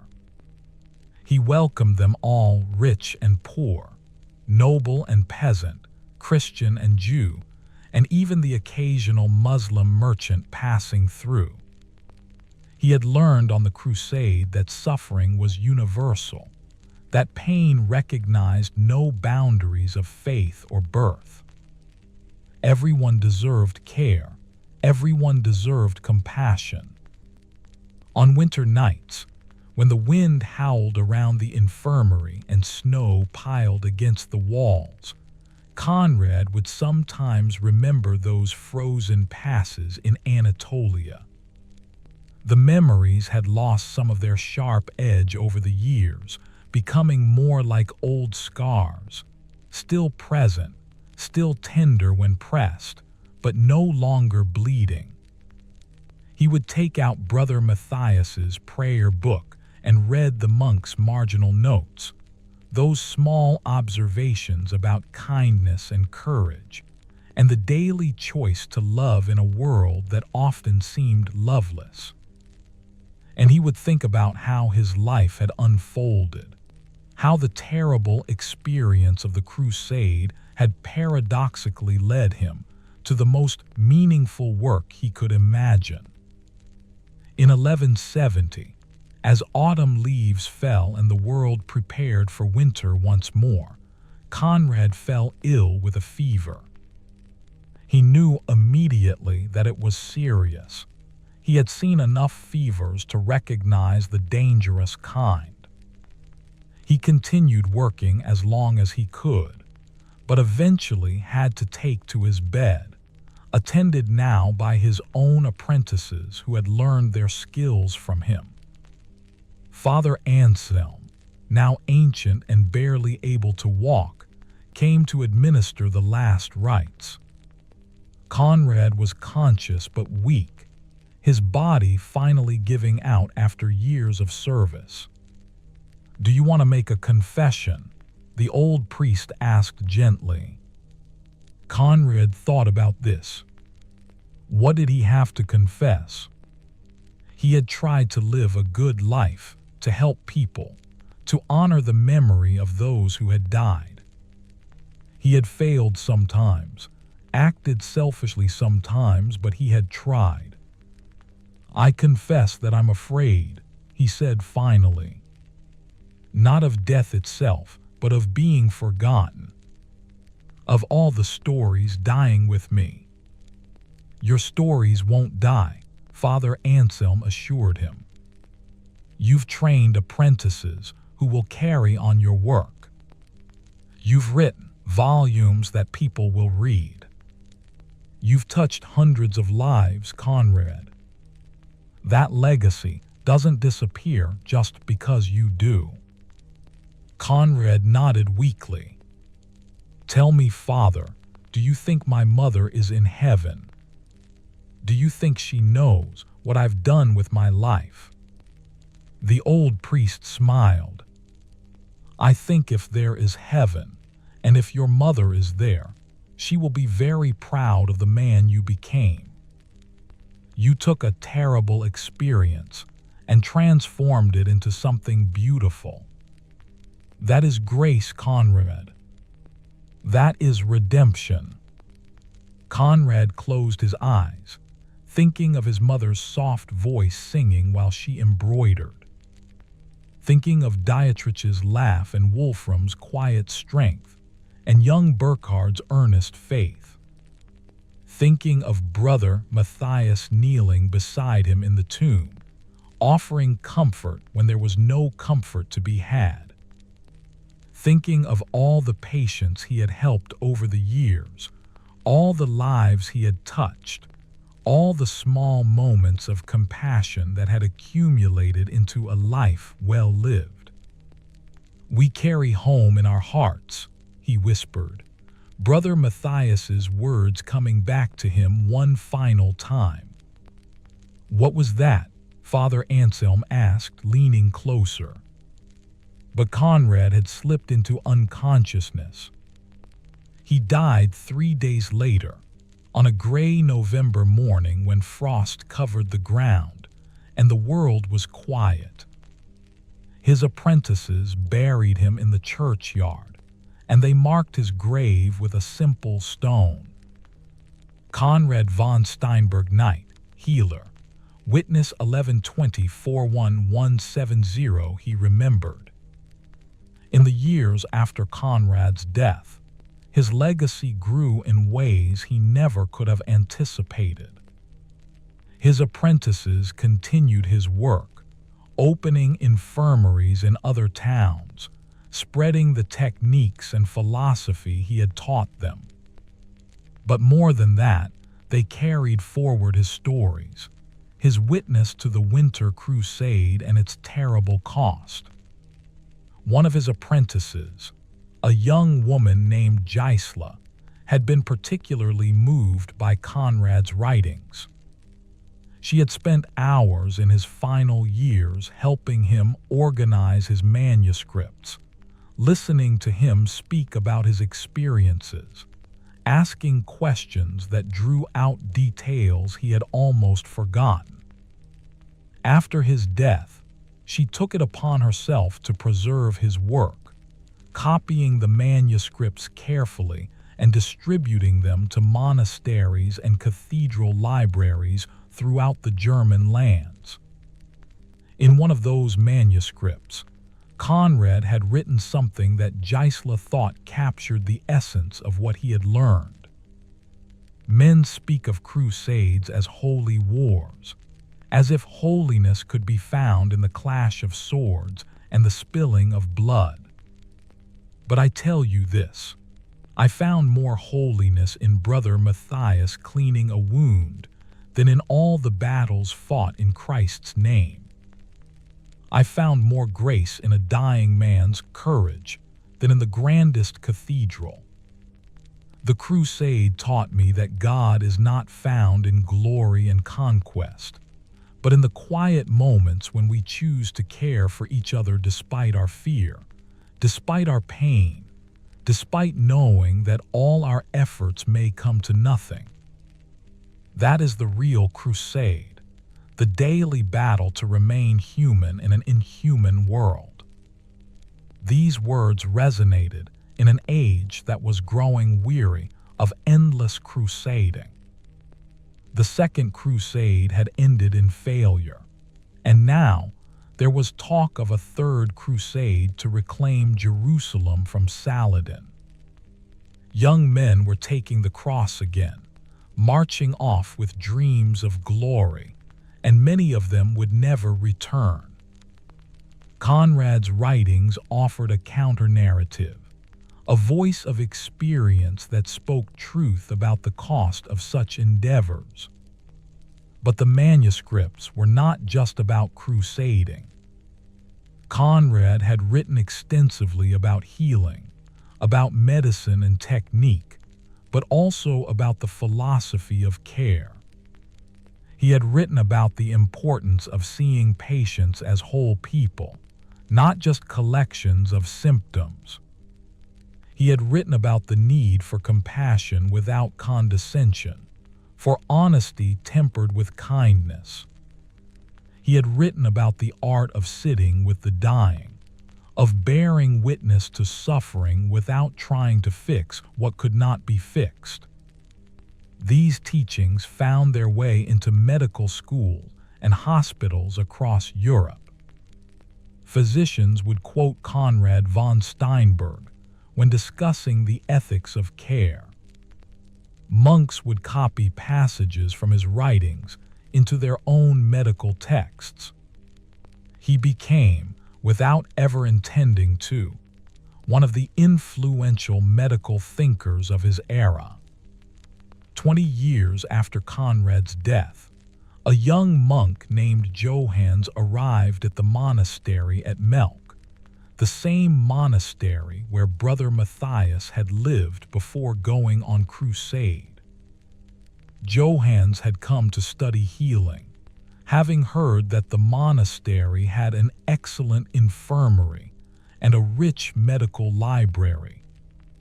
While researching in the library, he came across Brother Matthias's prayer book, the one Conrad had inherited and later donated to the monastery. Johannes was fascinated by the marginal notes, by the glimpses they offered into Brother Matthias's thinking. But he was even more intrigued when he found references to my friend Conrad throughout the notes. Following this thread, he discovered Conrad's manuscripts, which had been added to the monastery's collection. He spent weeks reading everything Conrad had written, absorbed in this voice from the past that spoke with such honesty and compassion.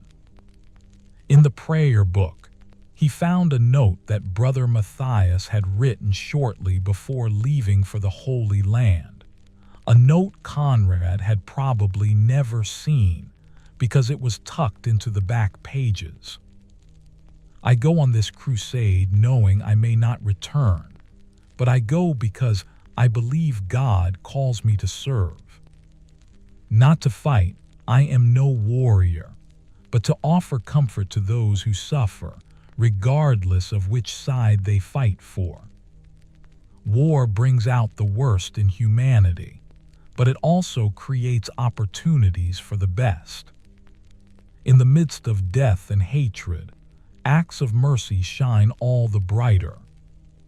Perhaps that is why God allows such terrible things, not because He wills the suffering, but because He knows that suffering creates the need for love, and in answering that need, we become more fully human, more fully divine. Johannes copied this passage carefully, adding it to his own commonplace book. He had been considering taking the cross himself. The Third Crusade was being preached throughout Europe, and there was tremendous pressure on young men to join. But reading Conrad's accounts of the Winter Crusade and Brother Matthias's reflections on service gave him pause. He sought out the abbot, an old man now who had known Conrad during his years at the monastery. They sat in the abbot's study on a cold winter afternoon, and Johannes asked the question that was troubling him. "Should I go on crusade, Father Abbot? I feel called to serve, but I'm not sure if that means joining the army or staying here to continue my studies in healing." The abbot was quiet for a long time, staring into the fire. Finally, he said, "I knew Conrad von Steinberg. He came to us broken, haunted by what he had seen on the Second Crusade.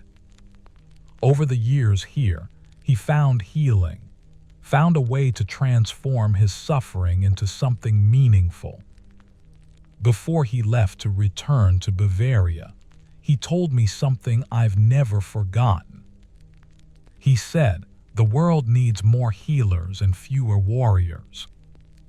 We have endless supplies of men willing to kill. What we lack are people willing to bind up wounds and sit with the dying and choose compassion when violence would be easier.' But the Pope calls for a crusade," Johann said. "Kings and nobles take the cross. Surely there is merit in defending the Holy Land." "Perhaps," the abbot allowed. "But ask yourself, what can you do that others cannot? Any man can pick up a sword. Not every man has the patience and skill to be a healer. If you go on crusade, you will be one warrior among thousands.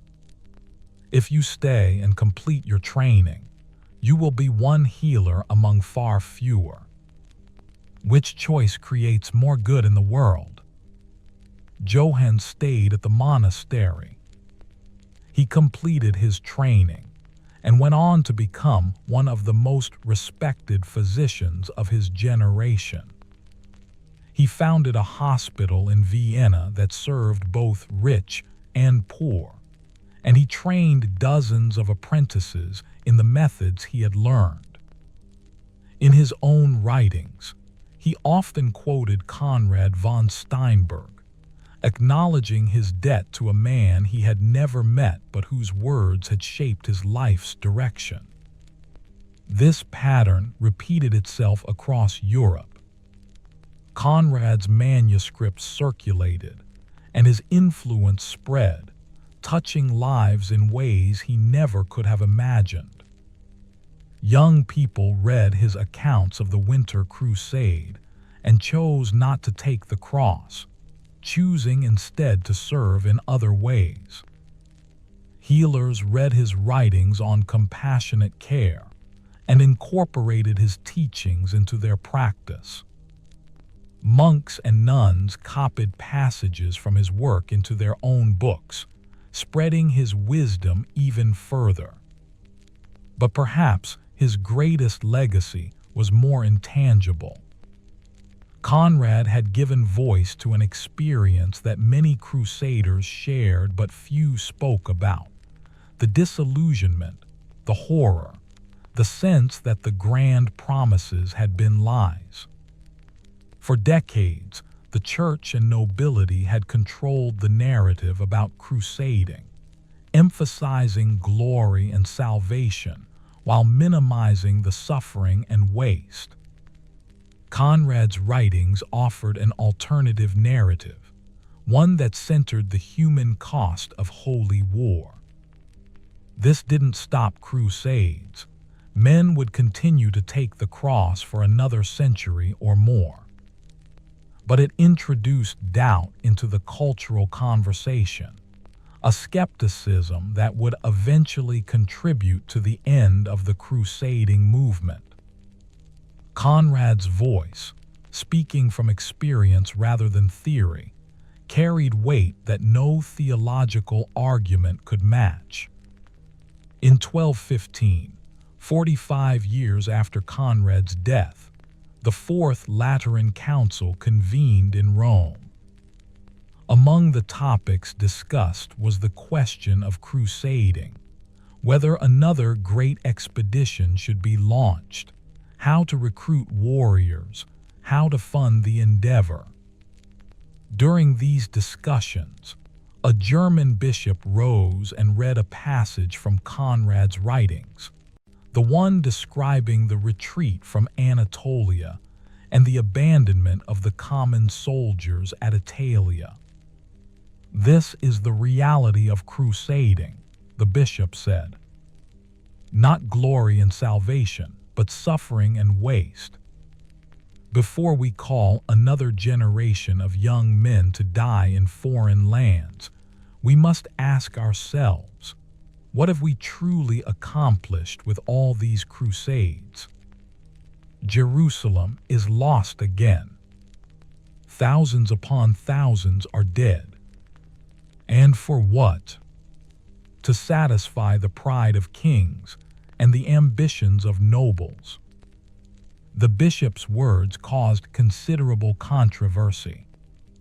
Some accused him of defeatism, of undermining the church's holy mission. But others, especially those who had themselves been on crusade, nodded in recognition. They knew the truth of Conrad's words, even if they had been afraid to speak it themselves. The council ultimately called for another crusade, but the enthusiasm was markedly less than in previous generations. The bishop's intervention and Conrad's words had planted seeds of doubt that would continue to grow. Back in Bavaria, in the town where Conrad had lived and worked, his infirmary continued to operate under new management. The building had been expanded over the years, with a larger ward for patients and a library where Conrad's medical texts were kept. Gisela, now an old woman herself, still supervised the work, training new apprentices in the methods Conrad had taught her. One autumn day, a young knight arrived at the infirmary with a minor wound, a cut on his arm from sword practice. As Gisela cleaned and bandaged it, she noticed the red cross sewn onto his tunic. "You're taking the cross?" she asked. "Yes, grandmother," the young man said respectfully. "I leave for the Holy Land in the spring.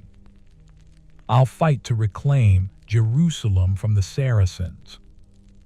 Gisela finished bandaging his wound in silence. Then she went to a shelf and took down one of Conrad's manuscripts, the one that described the Winter Crusade in the most detail. She handed it to the young knight. "Before you go," she said, "read this. It was written by the man who founded this infirmary, a man who went on crusade when he was your age. If you still want to take the cross after reading it, that's your choice. But make it an informed choice. Know what you're walking into." The young knight looked at the manuscript skeptically. "Is it tales of battle and glory? My father has told me many such stories." "No," Gisela said. "It's the truth, which is something rather different from glory." Whether that particular young knight read the manuscript and changed his mind, Gisela never knew. But she continued to give copies to young men taking the cross, planting seeds of knowledge that might save lives, might prevent waste, might honor Conrad's memory by sparing others from repeating his suffering. In 1248, 78 years after Conrad's death, King Louis IX of France launched what would be called the Seventh Crusade. Among the thousands who took the cross was a young physician named Robert, who had studied at the medical school in Montpellier. Robert had read Conrad's writings as part of his training, and unlike most crusaders, he went not to fight but to serve as a healer to the army. The crusade was another disaster. Louis was captured by Egyptian forces, and thousands of crusaders died of disease and starvation.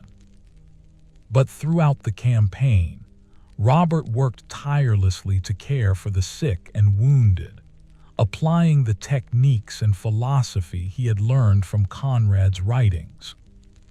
He kept a journal, and in it he wrote, "Conrad von Steinberg walks with me here in Egypt. When I face a wound I don't know how to treat, I ask myself what Conrad would do. When I'm exhausted and want to give up, I remember that he endured far worse and kept serving. His words across the decades give me strength. We carry home in our hearts. Even in this God-forsaken place, I carry the memory of my home, the love of my family, the knowledge that my work matters. Conrad taught me that, and I am grateful." Robert survived the Crusade and returned to France, where he wrote his own treatise on military medicine, incorporating much of what he had learned from Conrad.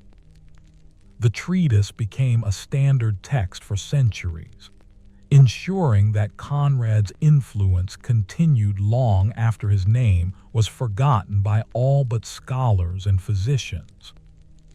By the late 13th century, Conrad von Steinberg had become something of a legend in medical circles. Some of the stories told about him were accurate, others were embellished or entirely invented. There were tales that he had performed miraculous healings, that he had known secret remedies lost to the ages, that he had been visited by angels or saints. These legends grew because people needed heroes, needed stories of hope and healing to balance against the endless stories of war and suffering. But the most accurate memory of Conrad was preserved in the continued work of the infirmaries and hospitals that followed his model. These institutions, scattered across Europe, all shared certain characteristics. They treated patients regardless of their ability to pay. They emphasized compassionate care alongside medical treatment. They trained new generations of healers in both technique and ethics. This was Conrad's true legacy, not miracles or legends, but a practical, humane approach to healing that improved countless lives. In Conrad's hometown, now grown into a small city, the infirmary he had founded was still operating in 1300, more than a century after his death. The building had been rebuilt several times, expanded to serve a growing population, but a plaque near the entrance commemorated its founder. Founded by Conrad von Steinberg, knight and healer, who learned compassion through suffering and taught us that true courage is found not in warfare, but in service to others. May his memory be a blessing. The passage of centuries is like a river that smooths stones, wearing away sharp edges until only the essential remains. So it was with Conrad von Steinberg's story. The specific details faded, the exact words he spoke, the precise dates of his journeys, even his face in memory. But what remained was something more enduring, the pattern he had set, the example he had lived. By the year 1350, 2 centuries after Conrad's death, Europe was facing a new kind of disaster. The Black Death swept across the continent, killing perhaps a third of the population. It was a catastrophe that dwarfed even the worst military disasters, a plague that did not discriminate between noble and peasant, faithful and heretic, young and old. In the face of this horror, many physicians fled, afraid of contagion. Many priests abandoned their duties, terrified of death. But in hospitals and infirmaries across Europe, healers stayed at their posts. They tended to the dying knowing they would likely die themselves. They held hands and offered comfort and cleaned bodies and said prayers. And many of them, when asked why they didn't flee to safety, would cite the example of healers who had come before them, physicians who had understood that the call to serve was greater than the instinct for self-preservation. Some of these healers had read Conrad's writings, or writings influenced by his work. They remembered his words about Brother Matthias, about the monk who had stayed with the suffering crusaders even unto death. They remembered Conrad's insistence that true healing was about presence as much as technique, about bearing witness to suffering even when you could not prevent it. In this way, Conrad's voice continued to speak across the centuries, offering guidance to those who came after him. Not as a saint or a miracle worker, but as a man who had suffered and endured and found meaning in service. In the town where Conrad had lived and worked, the infirmary survived even the Black Death, though 3 of its healers died tending to the sick. After the plague passed, the survivors rebuilt, and they rededicated the institution with a renewed sense of purpose. On the wall of the main ward, they painted an inscription taken from one of Conrad's manuscripts. In darkness we light candles. In suffering we offer comfort. In death we remain present. This is enough. This has always been enough. These words greeted patients as they entered, and they greeted healers as they began each day's work. They were a reminder that the work was wholly not because it was easy or always successful, but because it was done with compassion and courage. The physical manuscripts that Conrad had written eventually crumbled, as all physical things must. But his words had been copied so many times, incorporated into so many other texts, that they lived on in fragments and echoes. A phrase here, an idea there, woven into the fabric of medical and ethical thought like gold threads in a tapestry. By the Renaissance, Conrad's name was largely forgotten except in scholarly circles. But his influence remained, invisible and pervasive. The hospitals that treated rich and poor alike, the medical ethics that emphasized compassionate care, the understanding that healing involved more than just the body, all of these bore Conrad's mark, even if his name was no longer attached to them. In 1547, nearly 4 centuries after Conrad's death, a young medical student in Padua came across a fragmentary manuscript in the university library. It was a copy of a copy of a copy, the text worn and barely legible in places, but still readable. The student, whose name was Marco, stayed up all night reading it by candlelight, captivated by this voice from the distant past. The manuscript was Conrad's account of the Winter Crusade, and Marco was moved to tears by the honesty and humanity of it. Here was no tale of glory and heroism, but a true story of suffering and endurance, and the small acts of kindness that make survival possible. Here was proof that even in the worst circumstances, humans could choose compassion over cruelty, and could maintain their dignity and honor in the face of death. Marco copied the manuscript carefully, preserving it for another generation. In the margin, he wrote a note. Whoever wrote this understood what it means to be human. May we all learn from his example. And so the cycle continued, Conrad's words being discovered, copied, passed on, influencing new generations who would never know his name but would carry forward his spirit. In the end, perhaps that is the truest form of immortality. Not to be remembered as an individual, not to have monuments built in your honor, but to have lived in such a way that the world is slightly better because you were in it. To have set patterns in motion that continue long after you're gone. To have lit candles that others carry forward into their own darkness. Conrad von Steinberg died in 1170, an ordinary man who had lived through extraordinary suffering and had chosen to respond with compassion rather than bitterness.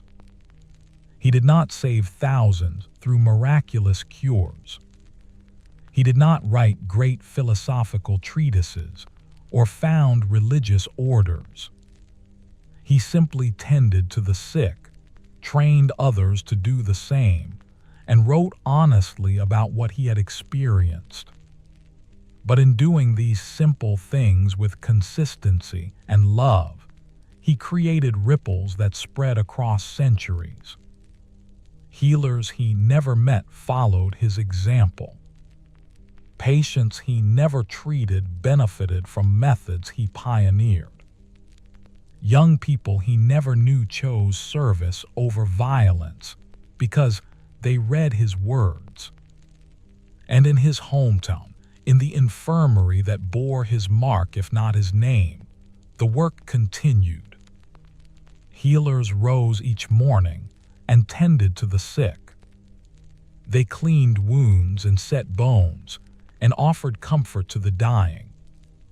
They trained apprentices who would carry the work forward to another generation. They lit their candles against the darkness, as Conrad had taught, understanding that each small light mattered. On winter nights, when the wind howled and snow fell, the healers would sometimes tell stories of the founder, the knight who had become a healer, who had survived the winter crusade and transformed his suffering into service. The details changed with each telling, but the essential truth remained. That one person living with integrity and compassion could make a difference, could leave the world better than they found it. And that in the end was enough. It had always been enough. The candles burned. The work continued. And somewhere in the mystery beyond understanding, Conrad von Steinberg rested, his story complete, his legacy living on in 10,000 small acts of kindness performed by people who would never know his name, but who carried his spirit forward into time.